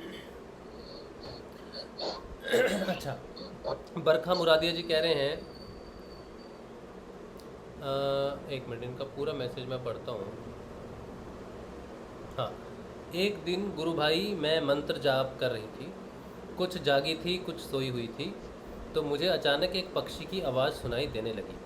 मैं जब आवाज़ को ध्यान से सुनती तो बंद हो जाती और आँख लगती तो वह वापस अचानक आने लगती। तो गुरु भाई यह इसे हम नाद कहेंगे या कुछ और, तो कृपया। अच्छा, जय श्री गुरुदेव। इसके बाद कह रहे हैं कि इस पक्षी की आवाज़ को दिव्य ध्वनि कहेंगे क्या? देखिए, अगर आपको ध्यान के दौरान कुछ समय के लिए कुछ ध्वनि सुनी है, नाद जो है, नाद बिल्कुल कॉन्टिन्यूस चलता है, आपका ध्यान के दौरान भी चलता है और बिना ध्यान, जब आप ध्यान में नहीं हो तब भी आप सुनोगे, तब भी हो सकता है सुने। लेकिन अगर आपको क्षण भर के लिए वो कुछ सुना है, तो अगर आपने कहा कि कोई दिव्य आवाज़ हो सकती है, तो इसके बारे में कुछ कह तो नहीं सकते, लेकिन अगर ध्यान के दौरान कुछ ऐसी अनुभूति हो रही है तो वो दिव्य ही होगी, क्योंकि ध्यान ही स्वयं अपने आप में दिव्य है और उसमें होने वाली आध्यात्मिक अनुभूतियाँ दिव्य ही होती हैं। लेकिन अगर वो कॉन्टीन्यूस नहीं है तो वो नाद तो नहीं है अभी, ठीक है। और पक्षी की आवाज़ तो जो हमें जैसे सुनाई देती है, तो उसमें ऐसी कोई चिड़ियों की चहचहाहट वैसा कुछ तो नहीं सुनाई देता है नाद में शुरुआती तौर पे। हाँ, झिंगूर की आवाज़ होगी और कुछ मिक्स ध्वनियाँ होगी, वैसी सुनाई देती है, लेकिन क्लियरली कोई पक्षी चहचहा रहा है, इतनी क्लियरली तो सुनाई देगी, तो फिर वो हायर स्टेज होगी, काफ़ी हायर स्टेज में सुनाई दे सकती है क्लियरली कोई पक्षी चहचहा रहा है या कुछ कर रहा है, ऐसी आवाज़, या फिर कोई मंत्रों की ध्वनि का सुनना, साफ नाद, साफ मंत्र का सुना जाना, ये तो बहुत गहरी स्थिति की बात है, ठीक है। जब गहरा ध्यान लगता है तब नाद को अलग अलग ध्वनियों में सुना जा सकता है। ब्रह्मांड में जितनी भी आवाज़ें हैं, नाद उन सब में व्याप्त है, तो आपको किसी भी ध्वनि का स्पष्ट सुनाई देना संभव है गहरे ध्यान की स्थिति में। अब ये डिपेंड करता है कि आप किस ध्यान में हो। आपने कहा कि आधी जागृत हूँ, आधी सोई हुई हूँ, तो वो आवाज़ सुनाई दी, एक ही बार सुनाई दी या 2 बार सुनाई दी, इस पर कुछ विशेष कमेंट करके कुछ निकाल नहीं सकते इसमें से। बस ये आपका अनुभव है जो आपके साथ है, और इसको आप ही ज़्यादा डिटेल कर सकते हो, आप ही ज़्यादा समझ सकते हो कि वो चीज़ क्या थी, क्योंकि कुछ अनुभव ऐसे होते हैं जिन पे टिप्पणी नहीं की जा सकती, डिस्कशन नहीं की जा सकती, बस जिनको अनुभव किया जा सकता है। और ये पता लग सकता है कि ये सिर्फ ध्यान के दौरान हुआ है। ये श्योरिटी आपको है, कोई दूसरा श्योरिटी दे भी नहीं सकता। तो ये आपका अनुभव है और आपके साथ ही है, और आप ही से ज़्यादा अनुभव कर सकते हो। इससे आने वाले बदलाव आपको देखने होंगे कि क्या है। उसके बाद ध्यान गहरा लगना शुरू हुआ कि नहीं हुआ, या अभी नाद कितनी देर में प्रकट होता है कि नहीं होता है, ये सारी बदलाव उसके बाद आपको देखने पड़ेंगे। क्योंकि अगर गहरा ध्यान एक बार चला जाए तो नाद तो प्रकट होगा ही होगा, क्योंकि नाद है ही वहाँ पर। ध्यान की शुरुआती तौर पे ही नाद आपको प्रस्तुत हो जाता है कि चलो अब ध्यान में चलते हैं, गहरे ध्यान में चलते हैं। ठीक है जी। अच्छा, जय श्री गुरुदेव। हाँ जी, जय श्री गुरुदेव। मेरी बहन का एक क्वेश्चन है।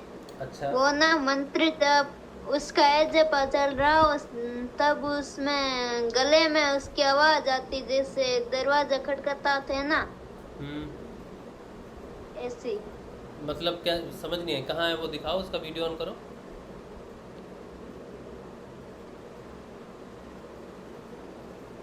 दिखा रही हूँ।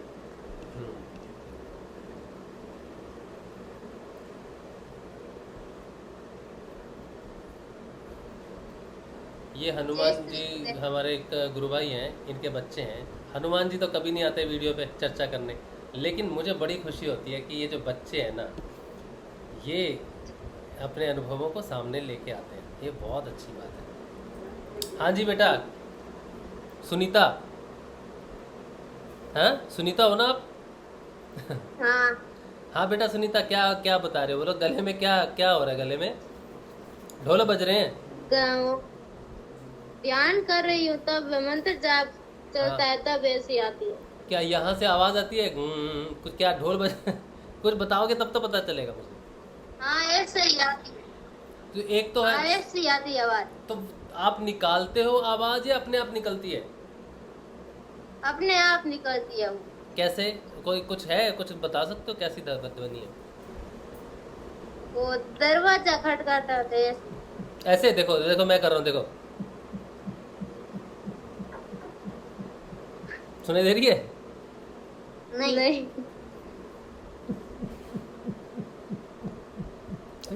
पंखा बंद, पंखा बंद कर, पंखा बंद कर।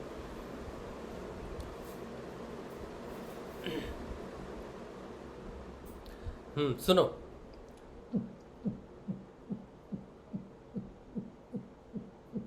कुछ सुनाई नहीं दे रहा है? सुनाई नहीं दे रहा? कुछ सुनाई नहीं दे रहा। सुन रहा है। सुन रहा है? आवाज आ रही है। सब ध्यान से सुनो बेटा, सुनाई दे रहा सब है। अपना अपना माइक बंद करो। एक अपना माइक बंद कर लो। सुनीता अपना माइक बंद कर लो, सुनो अभी। हाँ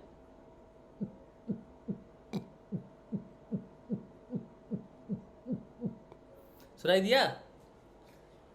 हाँ हाँ। तो ये दरवाजा खटखटाया कि नहीं खटखटाया मैंने? हाँ ऐसी आवाज आती है, कुछ और आता है? ऐसी ही आती है।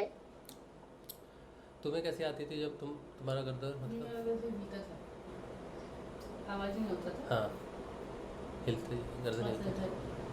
देखो बेटा, दो तरह की क्रियाएं हैं माँ कुंडलिनी की। एक तो सिर्फ गला हिलता है। कैसे?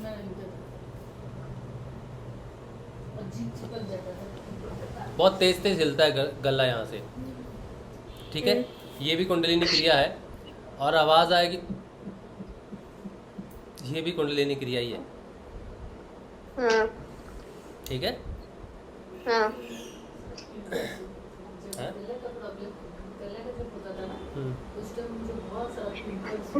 हाँ अच्छा ठीक है, ठीक है बेटा। ये रोज हो रहा है ना, एक दो बार हुआ है?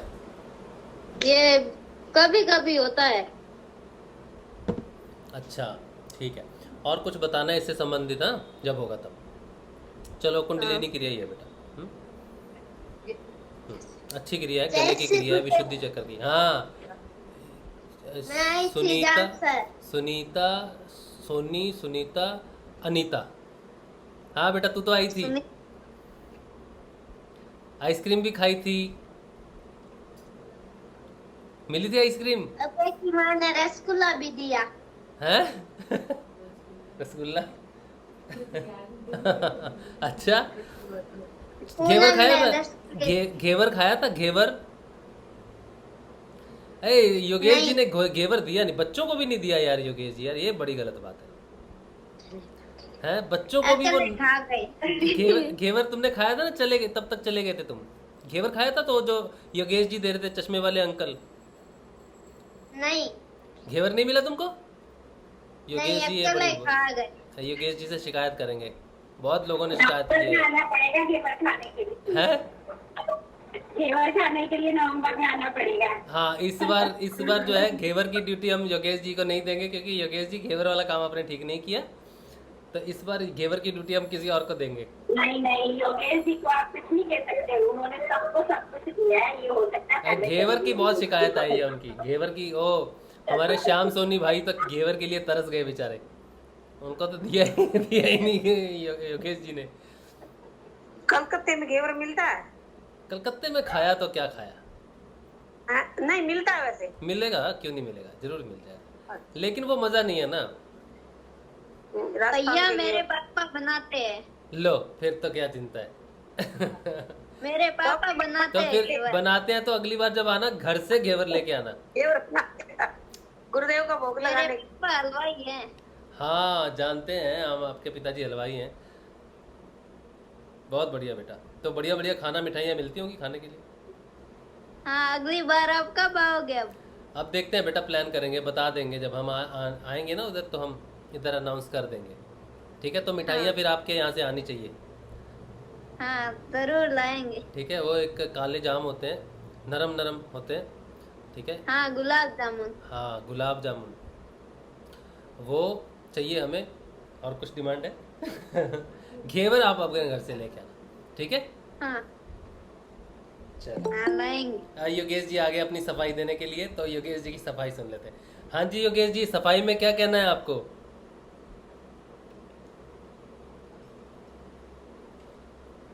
अपनी सफाई पेश कीजिए।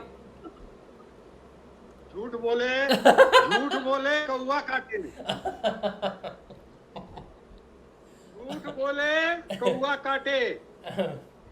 किसने बोला झूठ? किसने सारा घेवर राजू शर्मा का सुपुत्र अभय शर्मा और वो क्या नाम है उनका भूल गया हम। श्याम जी, श्याम सोनी सारा घेवर खा गए।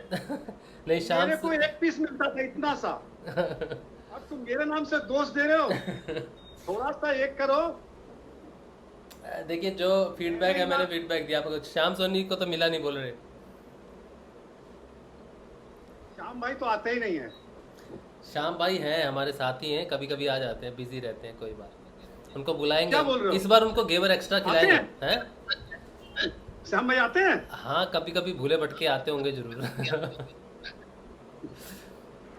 दिल्ली में तो सावन के महीने में घेवर खाते हैं, अब इस टाइम पे घेवर का चल रहा है घेवर का। घेवर बहुत हैवी होता है, इतना घी में बनता है ना वो, और फिर ऊपर से वो खोया घी, वो तो वैसे ही खोए में बनता है पूरा, उसको तो पूरा उबाल के। हाँ। फिर उसमें पता नहीं काजू बादाम किशमिश, दुनिया की सबसे हैवी डिश है घेवर, केसर वेसर डाल के। सबसे हैवी घेवर है, सबसे हैवी।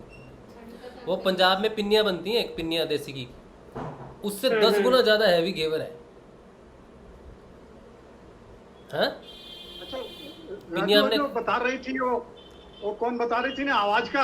हाँ उसका आवाज वो कहाँ है क्या? हाँ अनीता बेटी बता रही थी। अनीता का ये ऐसा आवाज आता था क्या? है क्या ऐसा आवाज निकलता है क्या? हाँ अनीता बेटा, ऐसा घोड़े चलाने घोड़े नहीं ऐसे नहीं आ रही। अच्छा घोड़े नहीं चलते। बताओ जरा मुंह पे आवाज करके बताओ। राज भाई आप कर रहे थे, ऐसी आ रही थी। हाँ मैंने 12 तारीख को, नहीं 12 नहीं, 12 फरवरी को शायद किया, उसके पहले वाला 9 तारीख को। दादा गुरुदेव को वहां पर एक जन को देखा, दीवाल के तरफ बैठ करके गला से यही आवाज निकाल। हाँ वो ऊंचा ऊंचा निकाल रहे। अरे हम जब गए थे वहां पे तब भी तो वो निकाल रहे थे ना, गले से एक आवाज निकाल रहे थे जोर जोर से। हम सोच रहे थे कि कोई चिड़िया निकाल रही है। तब अचानक देखे कि वो बैठ करके वहां पर दीवार की तरफ मुंह करके वही गले से आवाज निकाल रहे थे। हाँ याद है। वो उनका ही तो था, सुरेंद्र जी तो की आवाज थी शायद। सुरेंद्र भाई बहुत जोर जोर से वो आवाज कर रहे थे गले से। टक टक टक और पूरा गूंज रहा था हाँ एकदम। बहुत जोर से कर रहे थे, टक टक टक टक। हाँ हाँ अद्भुत। तब अद्भुत। ये जो बोली ना तब मुझे याद आ गया उसका, हमको लगा कि इसका भी शायद वही हाँ यहाँ से हो रहा है। उनका तो बहुत जोर से हो रहा था वहाँ पर। अद्भुत अद्भुत अद्भुत। अद्भुत था वो। कुंडलिनी क्रिया ही है, गले के पास की क्रियाएं। Yes yes yes yes. ये लोग जो 2-3 बहन है ना, इनका हनुमान जी का, हाँ बाप रे बाप। ये चारों भाई बहन है, 4 भाई बहन है। चेहरा सोनी, चेहरा दिखाओ तो सुनीता, जरा अनीता तुम और लोग सुनील। सामने आओ। सुनीता सुनील, अनीता चारों सामने बच्चे आओ। डेली मेडिटेशन ध्यान करते हैं। बड़ी ये सुबह शाम। इंस्पिरेशन की बात है। सामने बहुत आओ अच्छी सामने आओ। सुबह शाम, सुबह 6:30 बजे, शाम को 6:30 बजे। ये बच्ची तो आई थी वहां पर। पापा पापा कहाँ है? ये एक आया पीछे से दौड़ा दौड़ा, छोटा हलवाई। सुनील, सुनील तू नहीं दिखता बेटा आजकल। ध्यान कर रहे हो डेली? जय श्री गुरुदेव बेटा, ध्यान कर रहे हो डेली? हाँ। आवाज नहीं समझ में आती मुझे किसकी है, सबकी एक जैसी आवाज है। कोई बोलता है तो पता नहीं चलता, सोनी बोल रही है, अनीता बोल रही है, सुनीता बोल रही है, सबकी हाजिरी लग जाती है एक बार में। तेरी क्रियाएं क्या चल रही है बेटे? जय श्री गुरुदेव। हाँ, सबको क्रियाएं होती हैं या फिर आप ध्यान ही करते हो? सारे बच्चों को क्रियाएं होती हैं? हाँ सबको होती है ना क्रियाएं? होती है। सुनील को क्या होता है? अनीता और सुनील को क्रिया नहीं होती है अभी। अच्छा, अनीता और सुनील को, छोटे बच्ची को, और इनको क्रियाएं नहीं होती है। तो ये ध्यान करते हैं? ऐसा तो नहीं सोचते कि मुझे क्रियाएं नहीं होती तो मैं क्यों ध्यान करूं? नहीं, यहाँ के सेशन में रोज हाँ करते हैं। बहुत बढ़िया बेटा, बहुत बढ़िया। और पापा मम्मी ध्यान करते हैं? हाँ 6 लोग हैं, पूरा परिवार ही करते हैं। हाँ अच्छा, जो वहां पर आए थे 3 लोग, वो कौन कौन थे? 4 लोग आए थे वहां पर। नहीं, 2 आए थे। 4 लोग आए थे। एक तो अनीता, एक हनुमान जी, पापा। पड़ोस में। हाँ पड़ोस में है। अच्छा वो लोग, हाँ उनका नाम क्या है? एक का वर्षा है और भाभी जी का वर्षा और भैया का वीर मारा। वीरमा राम। हाँ वो भी तो आते हैं ध्यान करने, वो भी ध्यान करते हैं। हाँ हाँ, और भैया भाभी आए थे, और ये चुटकी आई थी, और हनुमान जी आए थे। हाँ। 4 लोग आए थे। चलो इस बार सब आना, ठीक है? हाँ। जय श्री गुरुदेव। जय श्री गुरुदेव। बहुत बढ़िया, शाबाश। जय श्री गुरुदेव। जय श्री गुरुदेव। मीना जी, मुझे एक बात करनी है आपसे। बहुत टाइम से मैं बात करना चाह रही थी। हाँ जी हाँ जी मीना जी। मुझे आप इसे मेरी फरियाद समझ सकते हो। हाँ जी। मुझे कई सालों से बहुत इंट्यूशन होता था। मैं अम्बे माँ की भक्त थी पहले। अच्छा। भक्त मीन्स मैं कभी बैठकर मैंने उनकी पूजा अर्चना नहीं की होगी, लेकिन मन में एक आस्था थी उनके लिए। तो मुझे वो हमेशा ख्वाब में आकर रास्ता दिखाया करती थी। अच्छा। मुझे अपना चेहरा नहीं दिखाती थी, हमेशा घूंघट ओढ़ के आती थी। तो मैं कुछ ऐसी बातें बताऊंगी आपको। मेरी बात थोड़ी लंबी है, इसलिए मैं कहने से डर रही थी कि सबका टाइम वेस्ट होगा। पूरा टाइम लीजिए, कहिए, बताइए। तो एक बार ऐसा हुआ, जैसे जब मेरे हस्बैंड की डेथ होने वाली थी। अच्छा। तो तब मुझे एक लेडी दिखी घूंघट ओढ़ के। जैसे मुझे ख्वाब ऐसा आया कि मेरे हस्बैंड कार ड्राइव कर रहे हैं। अच्छा। और मैं उनके बाजू में बैठी हूँ। अच्छा। और अचानक से मेरे हस्बैंड वहाँ से गायब हो गए, ड्राइविंग सीट पर से गायब हो गए। अच्छा। अब मुझे आज की तारीख में भी मुझे ड्राइविंग से फोबिया है। अच्छा। मैं ड्राइव नहीं कर सकती हूँ, गाड़ी है लेकिन मैं ड्राइव नहीं कर सकती। अच्छा। तो मैं डर गई एकदम से। गाड़ी पूरी ऐसी यहाँ वहाँ होने लगी। तो वो औरत एकदम दौड़ के आई और बोले, अरे ड्राइविंग सीट पे बैठ जा, अब ड्राइविंग तुझे ही करनी है। अच्छा। तो मैंने बोला कि मुझे ड्राइविंग करना आता नहीं है। तो वो लेडी ने ऐसा बोला कि कोई बात तू फिक्र मत कर, बोले आधी सीट पे मैं बैठूंगी, आधी सीट पर तुम बैठो, और हम दोनों मिलकर ड्राइव कर लेंगे। अच्छा। और ये ख्वाब आने के 2 दिन बाद मेरे हस्बैंड की डेथ हो गई। ओहो। तो ये एक इंट्यूशन था, जैसे मुझे ऐसा लगा कि मुझे एक संकेत मिला था। आपके हस्बैंड कैसे चल बसे? हार्ट अटैक से। ओह अच्छा, सो सॉरी। वो यंग एज में ही उनको हार्ट अटैक आ गया था और पहली बार में ही एक्सपायर हुए वो। ओह अच्छा, सो सॉरी। फिर उसके बाद जब उनकी डेथ हुई तो बच्चे मेरे बहुत छोटे थे, एक बेटा एक बेटी है मेरे, बहुत छोटे थे। तो उनके सामने मैं कभी अपने आप को कमजोर नहीं साबित करना चाहती थी। अच्छा। तो मैं उनके सामने कभी नहीं रोती थी, लेकिन जैसे वो स्कूल जाते थे तब मैं बहुत दिल से, मतलब दिल मेरा ये हो जाता था, इतना रोती थी मैं। हाँ जी। तो फिर मुझे ख्वाब आया और किसी मेल की आवाज़ आई मुझे तब। अच्छा। और वो आवाज़ ऐसी थी, बोले कि क्यों रोती है, बोले इतना क्यों रोती है, इतना रोना तुझे क्यों आता है। तो मैंने बोला कि मैं जान गई कि वो भगवान ही है वो। तो मैंने बोला कि देखो मेरे हस्बैंड की डेथ हो गई, रोना तो आएगा ना। तो उन्होंने बोला कि अच्छा चल मैं एक सवाल करता हूँ तुमसे, उसका सही सही जवाब देना। अच्छा। क्या बोले, तुम रात को सो जाते हो तब तुम ख्वाब देखते हो, ख्वाब में तुम देखते हो कि तुम महल में हो, वहाँ बहुत पैसे वाला हस्बैंड है तुम्हारा, बहुत हैंडसम है, अब बहुत खूबसूरत बच्चे हैं, पैसा ही पैसा है। लेकिन जब तुम जागते हो तो क्या तुम्हारे ये हस्बैंड को छोड़ के तुम वो हस्बैंड के पास जाना चाहोगे क्या? तो मैंने बोला हरगिज नहीं। तो बस बोले वो तुम्हारा हस्बैंड भी जाग गया है, बोले तुम उसके लिए एक सपना थी। अच्छा। अब वो जाग गया है। ये इस तरह से मुझे इंट्यूशंस मिलते थे और उसके बाद मैं कभी रोई नहीं। फिर मैं बहुत स्ट्रांगली मैं मेरी लाइफ मैंने गुजारी है। अच्छा। मगर अब जब मैं ये ध्यान में बैठने लगी हूँ तो मुझे अब वो इंट्यूशन मिलना बिल्कुल बंद हो गया। अच्छा। पहले मैं कहीं फंस भी जाती थी ना तो मुझे लिटरली या तो ख्वाब में या फिर किसी भी तरह से मुझे रास्ते सुझाए जाते थे कि ये से करो वैसे करो, ये इस इंसान पर भरोसा करना है, इस इंसान पर नहीं करना है। साफ साफ या वो घूंघट ओढ़ के और लेडी आ जाती थी या फिर मेरी माँ के रूप में आके बोल के जाती थी या किसी भी तरह से। पर अब वो नहीं हो रहा है। ये तो भगवान को तो ऐसा नहीं करना चाहिए कि अगर मैं गुरुजी की शरण में आई हूँ तो ये तो गलत बात है ना कि वो मुझे अब रास्ता ही ना सुझाए कोई। अब गुरुजी के इसमें तो कैसा है कि मैं इतनी डिटेल में अभी गई ही नहीं हूँ। मैं बहुत बोलते ना कि बहुत एक छोटी सी साजिका हूँ कि जिसको अभी कुछ आता नहीं है, मैं कहीं पहुंची नहीं हूँ अभी। तो शायद इस वजह से गुरुजी मुझे मार्ग नहीं बता रहे और वहाँ वो मार्ग नहीं बता रहे, तो मैं कभी कभी थोड़ी परेशान सी हो जाती हूँ। देखिए मेरी बात सुनिए ध्यान से जी।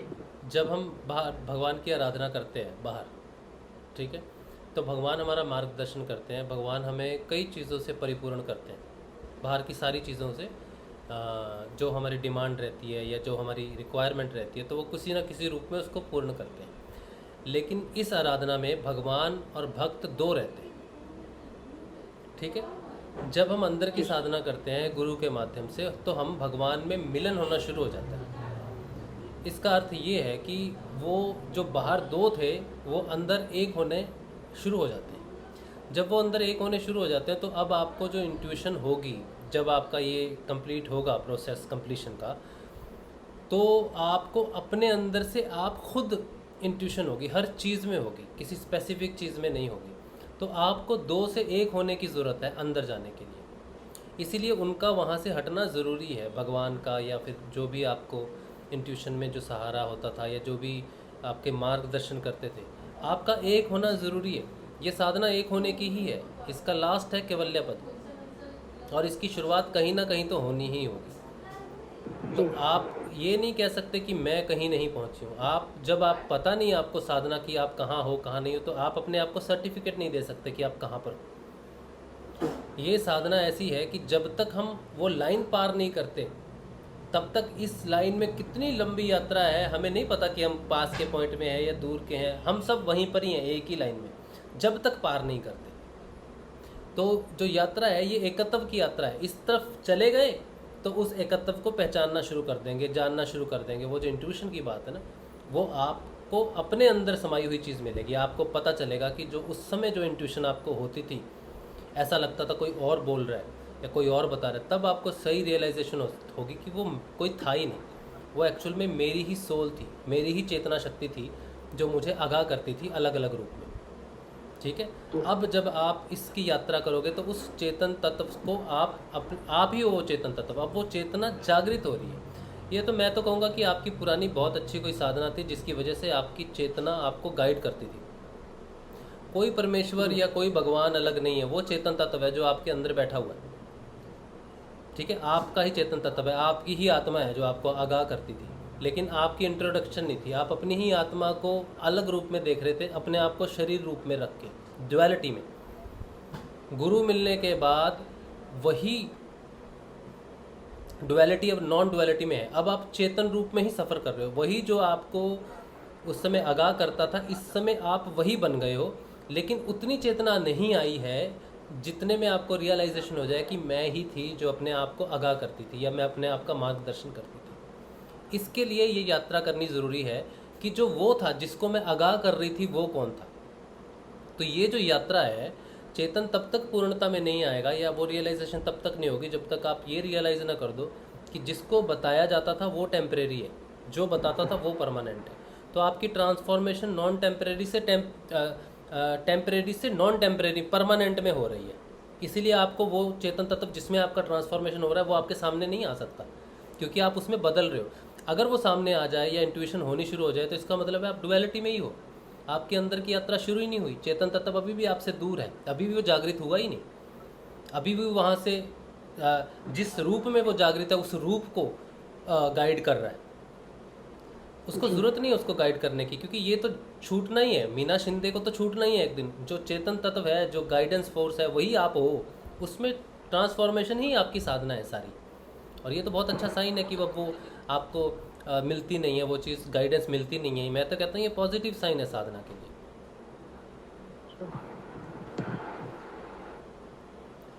यही तो हमारी यात्रा है ना, कि एक मैं हूँ राजशिव और एक मेरी चेतन तत्व है। मेरी इंट्यूशन मेरा चेतन तत्व है। अगर मैं उस चेतन तत्व में कन्वर्जन हो रहा हूँ तो उसको एक होना जरूरी है। अगर वो बाहर बैठ के गाइड ही करता रहेगा तो मैं हमेशा उससे दूर ही हूँ, अलग ही हूँ, क्योंकि वो गाइड कर रहा है मुझे, यानी कि मैं अलग जगह पे बैठा हूँ लेके अपनी अवस्था को। तो मैं कभी ऐसी फरियाद भी नहीं करती हूँ कि बाबा इतना, मुझे 1.25 साल जैसा होने आया गुरु जी की शरण में आए हुए, लेकिन अभी तक ऐसा कोई मुझे, जैसे आप लोग बता सकते हो अपने अनुभूतियाँ, वैसे मेरे पास ऐसा कुछ नहीं बताने के लिए। नहीं, ये तो बहुत अच्छी ट्रांसफॉर्मेशन है आपकी, कुछ बताने की जरूरत ही नहीं है कि आपकी चेतना ही आपको गाइड करती थी, आप चेतना में कन्वर्जन हो रही है। ये बहुत बड़ा ट्रांसफॉर्मेशन है। इवन आपको मैं बताऊं, मैं कभी फॉरेन होती थी या कभी बाहर गांव होती थी, तब भी अगर बच्चों को कुछ हो गया, जैसे बुखार आ गया, कहीं गिर गए, लग गया कुछ, तो अब भी मुझे पता चल जाता था कि वहाँ घर पे कुछ हुआ है, जल्दी से मुझे फोन करना है। ये सारा होता था, जो अब बिल्कुल नहीं हो रहा है। ठीक, बिल्कुल अच्छी बात है, होना नहीं चाहिए, क्योंकि अब दो डुअलिटी में फायदा नहीं है कोई। डुअलिटी में एक जन्म लोगे, दूसरे जन्म में गाइड होंगे, हर आपको तो ये सर्कल खत्म करना है ना। जी जी। तो जो चेतना आपको गाइडेंस कर रही है, सोचो आप 5 साल में या 3 साल में उसमें पूर्ण कन्वर्शन हो जाती है आपकी, फिर तो हर क्षण की गाइडेंस है आपको, हर पल की गाइडेंस है आपको। जी, पहले तो ऐसा ही था सच में। हाँ, तो अब ट्रांसफॉर्मेशन उस तत्व में होना जरूरी है। पहले वो तत्व दूसरी बाहरी लगता था या ईश्वरीय तत्व लगता था, अब आपकी कन्वर्जन उस स्वयं तत्व में हो जा रही है, आप स्वयं उस चीज़ में कन्वर्ट हो रहे हैं। ऐसे ही गुरुदेव कहते हैं ना कि आप स्वयं ईश्वर। और मैं ऐसा भी नहीं सोचती हूँ कि गुरुजी मेरे साथ, मुझे आप ये करके ही दो, मुझे ये कर दो। मेरा जो होता है मैंने गुरुजी के ऊपर पूरा छोड़ दिया है कि भाई मैं आपके शरण में हूँ, आपको जो करना हो। मैं कभी कुछ मांगती भी नहीं उनसे, और मैं आप जो जैसे जिंदा रखोगे, जिस तरह से मेरी लाइफ आगे चलने वाली है, मुझे सब कबूल है। हाँ। ना कोई फरियाद है मेरे पास में, बस मुझे रोना आता है, बस खाली रोना आ जाता है मुझे। हाँ, ऑब्वियसली इंसानी तौर पे तो। आप लोगों की सब बातें सुन के कई बार रोई हूँ मैं, पर मैंने कभी फरियाद नहीं की गुरुजी। ठीक है, मेरी बात बहुत लंबी हो गई। जय श्री गुरुदेव। बहुत स्ट्रांग हो आप, बहुत स्ट्रांग हो डेफिनेटली। और आपने जो 4 पंक्तियाँ लिखी थी वो भी बहुत बड़ा मार्गदर्शन रही हैं, जो 2 दिन पहले सेशन में मैंने बोली थी, जो आपने मुझे भेजी थी। उसमें पूरा सेशन ही हमने किया था एक्चुअली। ओह माय गॉड, मैं उस वक्त नहीं कर पाई क्योंकि मैं एकेडमी में मैं वहाँ पे बिजी होती हूँ ना। आज एकेडमी बंद थी तो मैं बैठ सकी हूँ। तो वो सेशन आप जरूर देखना, आपने अगर नहीं देखा है तो। जी जी जी। 2 दिन पहले का मैं आपको लिंक भी भेजूंगा उसका। जी जी। जय श्री गुरुदेव। बहुत स्ट्रांग हो आप, बहुत स्ट्रांग हो। जय श्री गुरुदेव। तो मीना शिंदे जी ने जो कहा ये एक ऐसी सच्चाई है कि हम सोचते हैं कि हमें भगवान की इंट्यूशन हो रही थी या हमें गाइडेंस थी या फिर देवी शक्ति परमात्मा हमें हमेशा हर राह पे देता था। वो अपने अंदर का आत्म तत्व ही है, वो हमारे अंदर की वो चेतन शक्ति ही है, जो ईश्वरीय शक्ति ही जिसे कहते हैं, लेकिन वो हम खुद ही हैं। तो हम उस डुअलिटी में रहते हैं, वो हम खुद को ही गाइड करते हैं एक्चुअल में, ठीक है। लेकिन हम उस चीज़ को जान नहीं पाते क्योंकि हम शरीर तत्व में रहते हैं, हम शरीर में मैं भाव में रहते हैं। इसीलिए चेतन तत्व जब हमें गाइड करता है तो हमें लगता है कोई देवी शक्ति या ईश्वरीय शक्ति हमें कर रही है, जो सच भी है। लेकिन इंटरनल यात्रा जब शुरू हो जाती है इस रियलाइजेशन को कि मैं शरीर नहीं हूँ, मैं आत्मा ही हूँ, मैं आत्म तत्व हूँ, मैं ही ईश्वर तत्व हूँ। इसकी यात्रा जब शुरू हो जाती है तो ईश्वर तत्व की जगह अगर आप बढ़ रहे हो तो सोचो एक ही ट्रैक पे हो, पहले दूसरे ट्रैक पे थे तो पहला ट्रैक दिखता है, लेकिन आप अगर पहले ट्रैक पे ही आ जाओ तो फिर आपको वो ट्रैक दिखेगा नहीं, आपको दूसरा ट्रैक दिखेगा, यानी कि शरीर वाला ट्रैक दिखेगा कि पहले क्या था, पहले मैं शरीर था तो मुझे गाइडेंस, अब मैं खुद उस चेतन तत्व में कन्वर्ट हो रहा हूँ। तो उस चेतना का पूर्णता की तरफ जाने में समय लगता है, इसी को ही आराधना कहते हैं। ये शरीर तत्व पूरी तरह से मानस जो है, जो मन का बना हुआ है, मन जो है शून्य हो जाएगा और चेतन तत्व पूरी तरह एक्टिवेट हो जाएगा। फिर जो है इंट्यूशन जो है वो आपके स्वयं की है, फिर बातों से, लोकेशन से, प्रकृति आपको बताएगी, फिर आपको समझ में आएगा कि मैं ही सब कुछ जानता हूँ, मुझे सब कुछ पता है, सब आंसर अपने आप आ जाएंगे, सब कुछ आ जाएगा। बस हर स्थिति में जब भी कुछ हो तो गुरुदेव के चरणों का ध्यान करके उनसे कहो कि गुरुदेव मार्गदर्शन कीजिए। क्षण भर में मार्गदर्शन होता है उसका जो चेतन तत्व की यात्रा कर रहा है, जो चेतन तत्व में कन्वर्जन हो रही है जिसकी, उसकी प्रार्थना, करुण प्रार्थना जो होती है या फिर मार्गदर्शन की भी जो प्रार्थना होती है, उसका आंसर उसी समय मिलता है और वो आंसर देने वाला भी वो चेतन तत्व ही होता है। ये मेरा पर्सनल अनुभव है। ठीक है, तो बहुत अच्छी बात है मीना शिंदे जी, आप जब भी कोई प्रश्न रहे मन में किसी चीज़ का, मन को गुरुदेव के चरणों में लगा के प्रश्न पूछना और जो आवाज़ आएगी उस चेतन तत्व की ही होगी। गुरुदेव को बस प्रार्थना करने से वो आपको जवाब देगा अंदर से, चेतन तत्व। और हमेशा जुड़े रहना चाहिए, ग्रुप में जुड़ा रहना चाहिए, सत्संग में जुड़े रहना चाहिए, हट नहीं करनी चाहिए किसी प्रकार की कि मैं किसी व्यक्ति विशेष की बात नहीं मानूं। कोई भी दुनिया में व्यक्ति विशेष है ही नहीं, सिर्फ और सिर्फ चेतन तत्व है और कुछ भी नहीं है। एक चेतन तत्व के अलावा बाकी सब जड़ है, सब कुछ जड़ है। तो हम किसी व्यक्ति विशेष से दूर नहीं होते, हम अपने आप को चेतन से अलग करते हैं जब हम भेद करते हैं कि वो व्यक्ति विशेष है या मुझे वो गाइड करेगा। कोई किसी को गाइड नहीं करता, गाइडेंस वो चेतन तत्व ही करता है, अलग अलग रूप से करता है, अलग अलग तत्वों से करता है। इस चीज़ को बिलीव करके चलना चाहिए। इसीलिए झुकना हमेशा गुरुदेव के आगे, प्रश्न हमेशा गुरुदेव से, लेकिन माध्यम बहुत सारे हो सकते हैं, हम सारे माध्यम हैं, तो जुड़े रहना चाहिए एक दूसरे के साथ, डिपेंडेंसी नहीं होनी चाहिए, बस मैं ये कहता हूँ। चलिए अच्छा, अब YouTube पे देख लेते हैं कुछ है तो फिर उसके बाद सेशन गुरुदेव के शरण में रखते हैं। क्षितिज कह रहे हैं कि क्या नाद बंद चालू भी होता रहता है? क्या मेरा कभी चालू होता है फिर बंद हो जाता है? हाँ, कभी कभी नाद थोड़े समय के लिए सुनाई देता है फिर बंद हो जाता है। तो ऐसी अवस्था में नाम जब चालू रखना चाहिए, जब तक आपको 4, 5, 6 दिन लगातार ना सुनाई दे, 5-6 दिन लगातार ना सुनाई दे नाद, तब तक मंत्र जाप चालू रखना चाहिए। बरखा जी कह रही हैं कि जय श्री गुरुदेव आप सबको। सोनू नागर जी कह रहे हैं कि झिंगूर की आवाज़ ही नाद है क्या? अगर ये आवाज़ आने लगे तो क्या मंत्र जाप छोड़ देना है? सोनू जी हाँ, बिल्कुल झिंगूर की आवाज़ आती है। झिंगूर रात का प्राणी है और झिंगूर की आवाज़ का मतलब है कि नाद साधना रात की साधना है और रात को आपको मंत्र जाप नहीं करना चाहिए, नाद अनुसंधान करना चाहिए। नाद अनुसंधान पे हमने सेशन किया है, आप वो सेशन के 5 छोटे छोटे मैंने बना के रखे हैं, उन 5 को अगर आप देखो तो आपको नाद के बारे में काफ़ी कुछ पता चल जाएगा। अगर आप चाहो तो मैं आपको लिंक दे देता हूँ, एक वीडियो का लिंक दे देता हूँ, बाकी आप खोज लेना उसी चैनल के, ठीक है।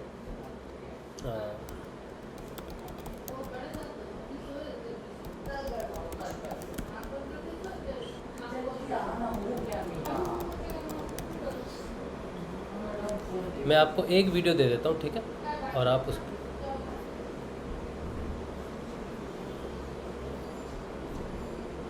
नाद पे 5 वीडियोज़ हैं और ये क्या हो गया, ये ऐड कहाँ से आ गया?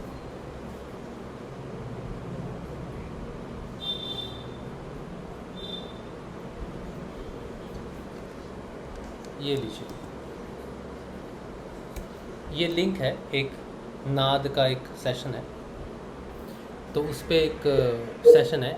इस सेशन से ही आप दूसरे सेशंस में जाएंगे तो आपको मिल जाएगा, बाकी सेशंस मिल जाएंगे। उम्मीद है कि नाद के बारे में क्लियर हो जाएगी जो भी आपका डाउट है, ठीक है।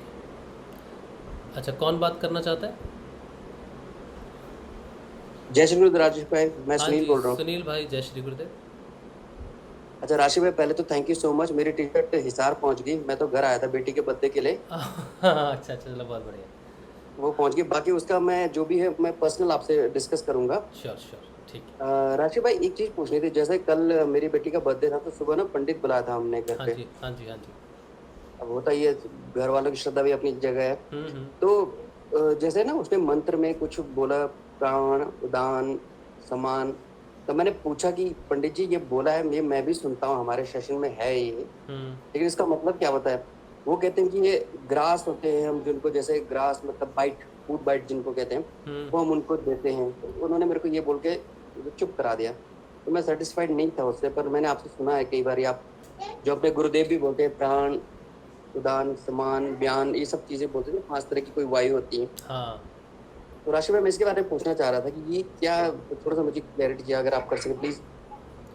हमारे शरीर में जो जितना भी कार्यक्रम चलता है, उन सारी की ड्राइविंग फोर्स है प्राण।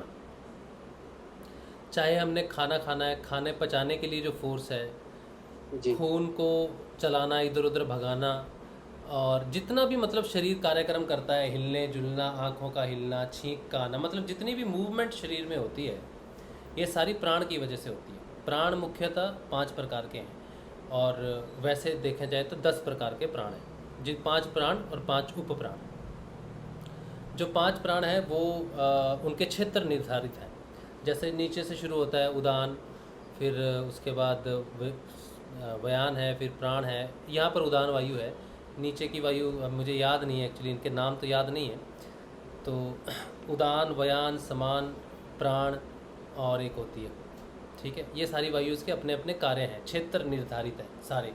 और व्यान वायु जो है पूरे शरीर में होती है, प्राण हृदय के पास है, उदान कंठ के पास है, और नीचे की जो वायु होती है, क्या नाम बोलते हैं इसको, मुझे याद नहीं। अपान वायु, हाँ। अपान, व्यान, प्राण, उदान और समान वायु। तो नीचे अपान वायु, फिर समान वायु, व्यान वायु, सॉरी व्यान या समान पता नहीं, फिर उसके बाद प्राण वायु, फिर उदान वायु, फिर एक पूरी बॉडी में होती है, उसको शायद समान वायु बोलते हैं। सारी बॉडी को प्रेशर करना। अब ये सारी की सारी वायु ऊपर उठती है, ठीक है, प्रेशर पड़ता है, ऊपर उठती है। तो नीचे की जब अपान वायु बंद हो जाती है तो वो ऊपर उठनी शुरू होती है, तो वो व्यान वायु को ऊपर उठाती है, और व्यान वायु फिर प्राण वायु को ऊपर उठाती है। जब हृदय चक्र का काम होता है तो लोगों को लगता है यहाँ पे कुछ उठ रहा है, प्राण उठ रहा है, यहाँ पर प्राण उठता है। उदान वायु जब उठती है तो कंठ की क्रियाएं जब होती हैं, बंद लगना वगैरह होती है। जब ये 5 वायु मिल के ऊपर उठती हैं तो सिर दर्द होना शुरू होता है। जैसे गैस के लिए कईयों का सिर दर्द होता है, वैसे ही कुंडलिनी में भी जब 5 वायु ऊपर उठ के प्रेशर डालती हैं पूरा अपने अपने क्षेत्रों में, क्योंकि ये तो उनके कार्य क्षेत्र है, लेकिन ये सारी की सारी वायु जो है ऊपर उठती है, इनका केंद्र है ऊपर में। तो जब ये ऊपर अपने केंद्र में प्रेशर डालती हैं तो वहाँ पे आपको प्रेशर महसूस होता है। सोचो हृदय चक्र का काम चल रहा है, तो यहाँ से प्राण वायु ऊपर उठेगी तो यहाँ महसूस होगी, और यहाँ भी दर्द होगा सिर में, ठीक है। तो वो अपने क्षेत्र को क्लियर करती है, क्योंकि इसका जो कंट्रोल क्षेत्र है, ये तो उसका कार्य करने का क्षेत्र है, लेकिन वो कार्य जहाँ से नियंत्रित हो रहा है ऊपर से, उसको ठीक करती है, प्रेशर पड़ता है उस चीज़ पे। इसी तरह से अपान उदान इन सब के अपने अपने ऊपर क्षेत्र हैं। जब शांभवी मुद्रा लगनी होती है तो बहुत जोर का सिर दर्द होता है, तो ये सारी वायुओं का ऊपर केंद्र है, जिसकी वजह से शांभवी मुद्रा का लगना संभव होता है। क्योंकि आँखों का, जैसे अभी हमारे गोविंद जी है, वो कहते हैं कि मेरी आँखें खुलती नहीं, प्रेशर पड़ता है खोलने के लिए, तो ये भी एक वायु है। तो हर प्राण की उप प्राण वायु है। छींक आती है, ये भी प्राण का कारण है। हम आँखें झपकते हैं, ये भी एक प्राण है। और खांसी आती है, वो भी प्राण की है। तो सारी प्राण की वजह से सारी मूवमेंट शरीर में संभव होती है। तो पूजा में वो कैसे यूज़ करते हैं, या ग्रास के जैसे वो कह रहे हैं कि ग्रास है, उसका तो मुझे नहीं मालूम, लेकिन शरीर में अगर कुछ बदलाव करना है तो बिना प्राणों के हो नहीं सकता। तो प्राण जो है वो हमारे जो संचालन करता है, मन और प्राण का जो संबंध है, प्राणों से मन को नियंत्रित किया जाता है। यानी कि जब प्राणायाम होता है तो उससे मन में प्योरिटी आती है, विचारों की शून्यता प्रकट होती है प्राणों से। प्राण ही आत्मा के ऊपर कवर रहते हैं। एक तरफ मन है, उसके ऊपर प्राण है, उसके अंदर आत्मा है। तो प्राण जब निकल जाते हैं शरीर से, उसके साथ आत्मा भी निकल जाती है। जो योगी होते हैं, हठ योगी होते हैं, वो अपनी सांस को रोकते हैं, अपने प्राणों को रोकते हैं, क्योंकि प्राणों के चलायमान होने के साथ ही मन चलायमान होता है। हम जब साधना करते हैं तो हमारी कुंभक रेचक ये लगते हैं। आज्ञा चक्र के ऊपर जब पूर्ण कुंभक लग जाता है तो हर तरह का प्राण जो है वो स्थिर हो जाता है। जो प्राण चलायमान है आपकी बॉडी में, सब कुछ चल रहा है, हार्ट ये सब चल रहा है प्राण से, वो स्थिर हो जाता है, स्थिर हो जाता है। हार्ट बीट स्लो हो जाती है, सारी प्रक्रियाएं क्रिया प्रक्रियाएँ बिल्कुल स्लो हो जाती है, थम जाती हैं प्राण के साथ। ये तब होता है जब पूर्ण कुंभक लगता है, उसके साथ ही मन शून्य हो जाता है।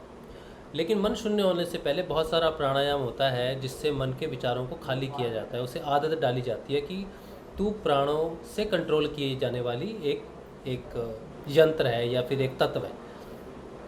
तो सिद्ध योगी क्या करता है, प्राणायाम करने से प्राणों को कंट्रोल में करता है। मेनली आपका जो मन है, मन को कंट्रोल करने का जो सुषुम्ना नाड़ी है, वो सुषुम्ना नाड़ी मन पे प्रभाव इसीलिए डालती है क्योंकि मन प्राणों के अधीन रहता है।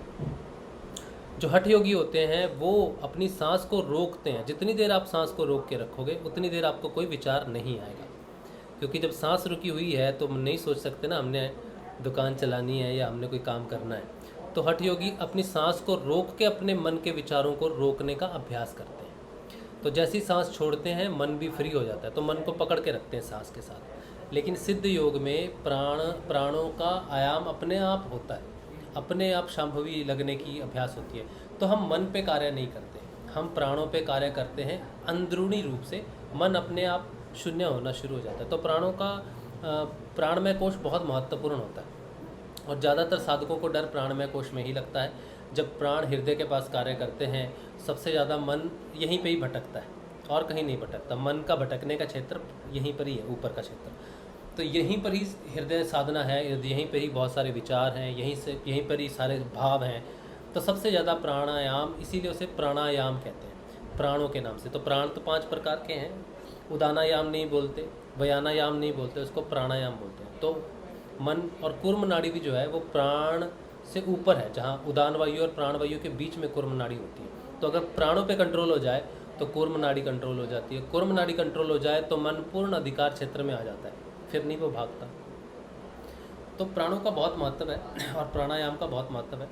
और सिद्ध योग में हम अंदर से प्राणों को कंट्रोल करते हैं और हठ योग में बाहर से प्राणों को कंट्रोल किया जाता है। ये मूल डिफरेंस है और महत्व है प्राणों का।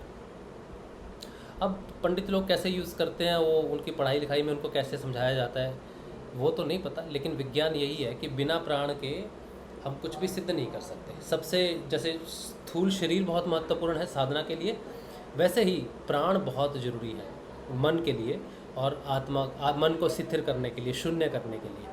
तो अन्नमय कोश, प्राणमय कोश और मनोमय कोश। तो मनोमय कोश ऊपर, स्थूल नीचे और प्राण बीच में। तो प्राण दोनों को कंट्रोल करता है, स्थूल को भी कंट्रोल कर लेता है और मन को भी कंट्रोल कर लेता है। प्राण जिसके सिद्ध हो जाए फिर उसकी मृत्यु जो है उसके हाथ में हो जाती है। फिर वो 100 साल जिए, 150 जिए, 200 जिए, फिर उसकी इच्छा है, क्योंकि अब प्राण उसके वश में है। जिसके वश में प्राण है उसके वश में मन है, और जिसके वश में मन है उसके वश में उसका शरीर है, और जिसके वश में शरीर, मन, प्राण तीनों हो जाए फिर आत्मा जो है वो अपना कार्य कर सकती है आराम से। तो ये सूक्ष्म भौतिक और सूक्ष्म भौतिक में भी आती हैं तीनों चीज़ें। इन्हीं पे ही काम होता है साधना में, बाकी सब अध्यात्म क्षेत्र है। ठीक है जी, थैंक यू राशिद भाई। जय श्री गुरुदेव। जय श्री गुरुदेव। और भी बहुत कुछ होगा अगर आप हठ योग ये है। अभी तो देखिए अपने सिर्फ सुषुम्ना के बारे में, अभी तो हमने मेन प्राणों की बात की है। इसके अलावा ईड़ा पिंगला की अपनी एक पूरी प्रणाली है, सुषुम्ना नाड़ी की अपनी प्रणाली है। सुषुम्ना नाड़ी पे क्यों हम लोग काम करते हैं, सुषुम्ना कैसे ईड़ा और पिंगला पर राज करती है, सुषुम्ना क्यों महत्वपूर्ण होती है, सुषुम्ना से कैसे 5 प्राण एक साथ नियंत्रित हो सकते हैं। तो ये बहुत बड़ा विज्ञान है, लेकिन उस डिटेल में तो अभी नहीं जाएंगे, फिर कभी। मुझे भी उतना पता नहीं है उसके बारे में। चलिए, तो आज के लिए मेरे ख्याल से काफ़ी हो गया चर्चा। और कोई किसी का कुछ है क्वेश्चन? सोनू नागर कह रहे हैं दूसरे समय में मंत्र जाप कर सकते हैं क्या? हाँ, आप मंत्र जाप कर सकते हो। दिन में आप मंत्र जाप करो, लेकिन रात को आपने मंत्र साधना नाद साधना करनी ही है। फिर दिन में ऐसा समय आएगा जब आप मंत्र जपना शुरू करोगे तो नाद ऑटोमेटिकली आपको सुनना शुरू हो जाएगा। जब नाद सुनना शुरू हो जाएगा फिर नाद का ध्यान कीजिए। और कोई जो कार्य आप कर रहे हो जिसको ध्यान देके करने की ज़रूरत है, जैसे गाड़ी चलाना या कोई ऐसा रिस्की काम है, कोई मशीनरी ऑपरेट कर रहे हैं, उस समय आपको नाद की साधना नहीं करनी होती है, क्योंकि नाद एक तरह का ध्यान है, गहरा ध्यान की अवस्था है। नाद को सुनना ही ध्यान होता है। तो आप दिन में मंत्र जाप कीजिए और रात को ज़रूर नाद सुनिए, और फिर धीरे धीरे आप जानने लगोगे कि नाद अपने आप प्रकट होने लग जाएगा। नाद धीरे होने लग जाएगा, उसका मतलब है कि आप नाद साधना कर रहे हो। अगर नाद तेज होने लग जाए तो समझ लेना कि आप नाद साधना नहीं कर रहे। ये मत सोचना कि मेरा नाद तेज हो गया तो बड़ी बात है, नहीं। नाद तेज होने का अर्थ है कि आप नाद की तरफ ध्यान नहीं दे रहे। और नाद धीरे हो जाए तो समझना कि ठीक ठाक चल रहा है काम, नाद साधना ठीक चल रही है। तो नाद का धीमे होना जरूरी है, ठीक है।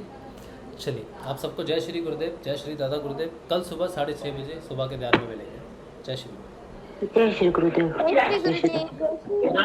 गुरुदेव, जय दादा गुरुदेव। जय श्री गुरुदेव।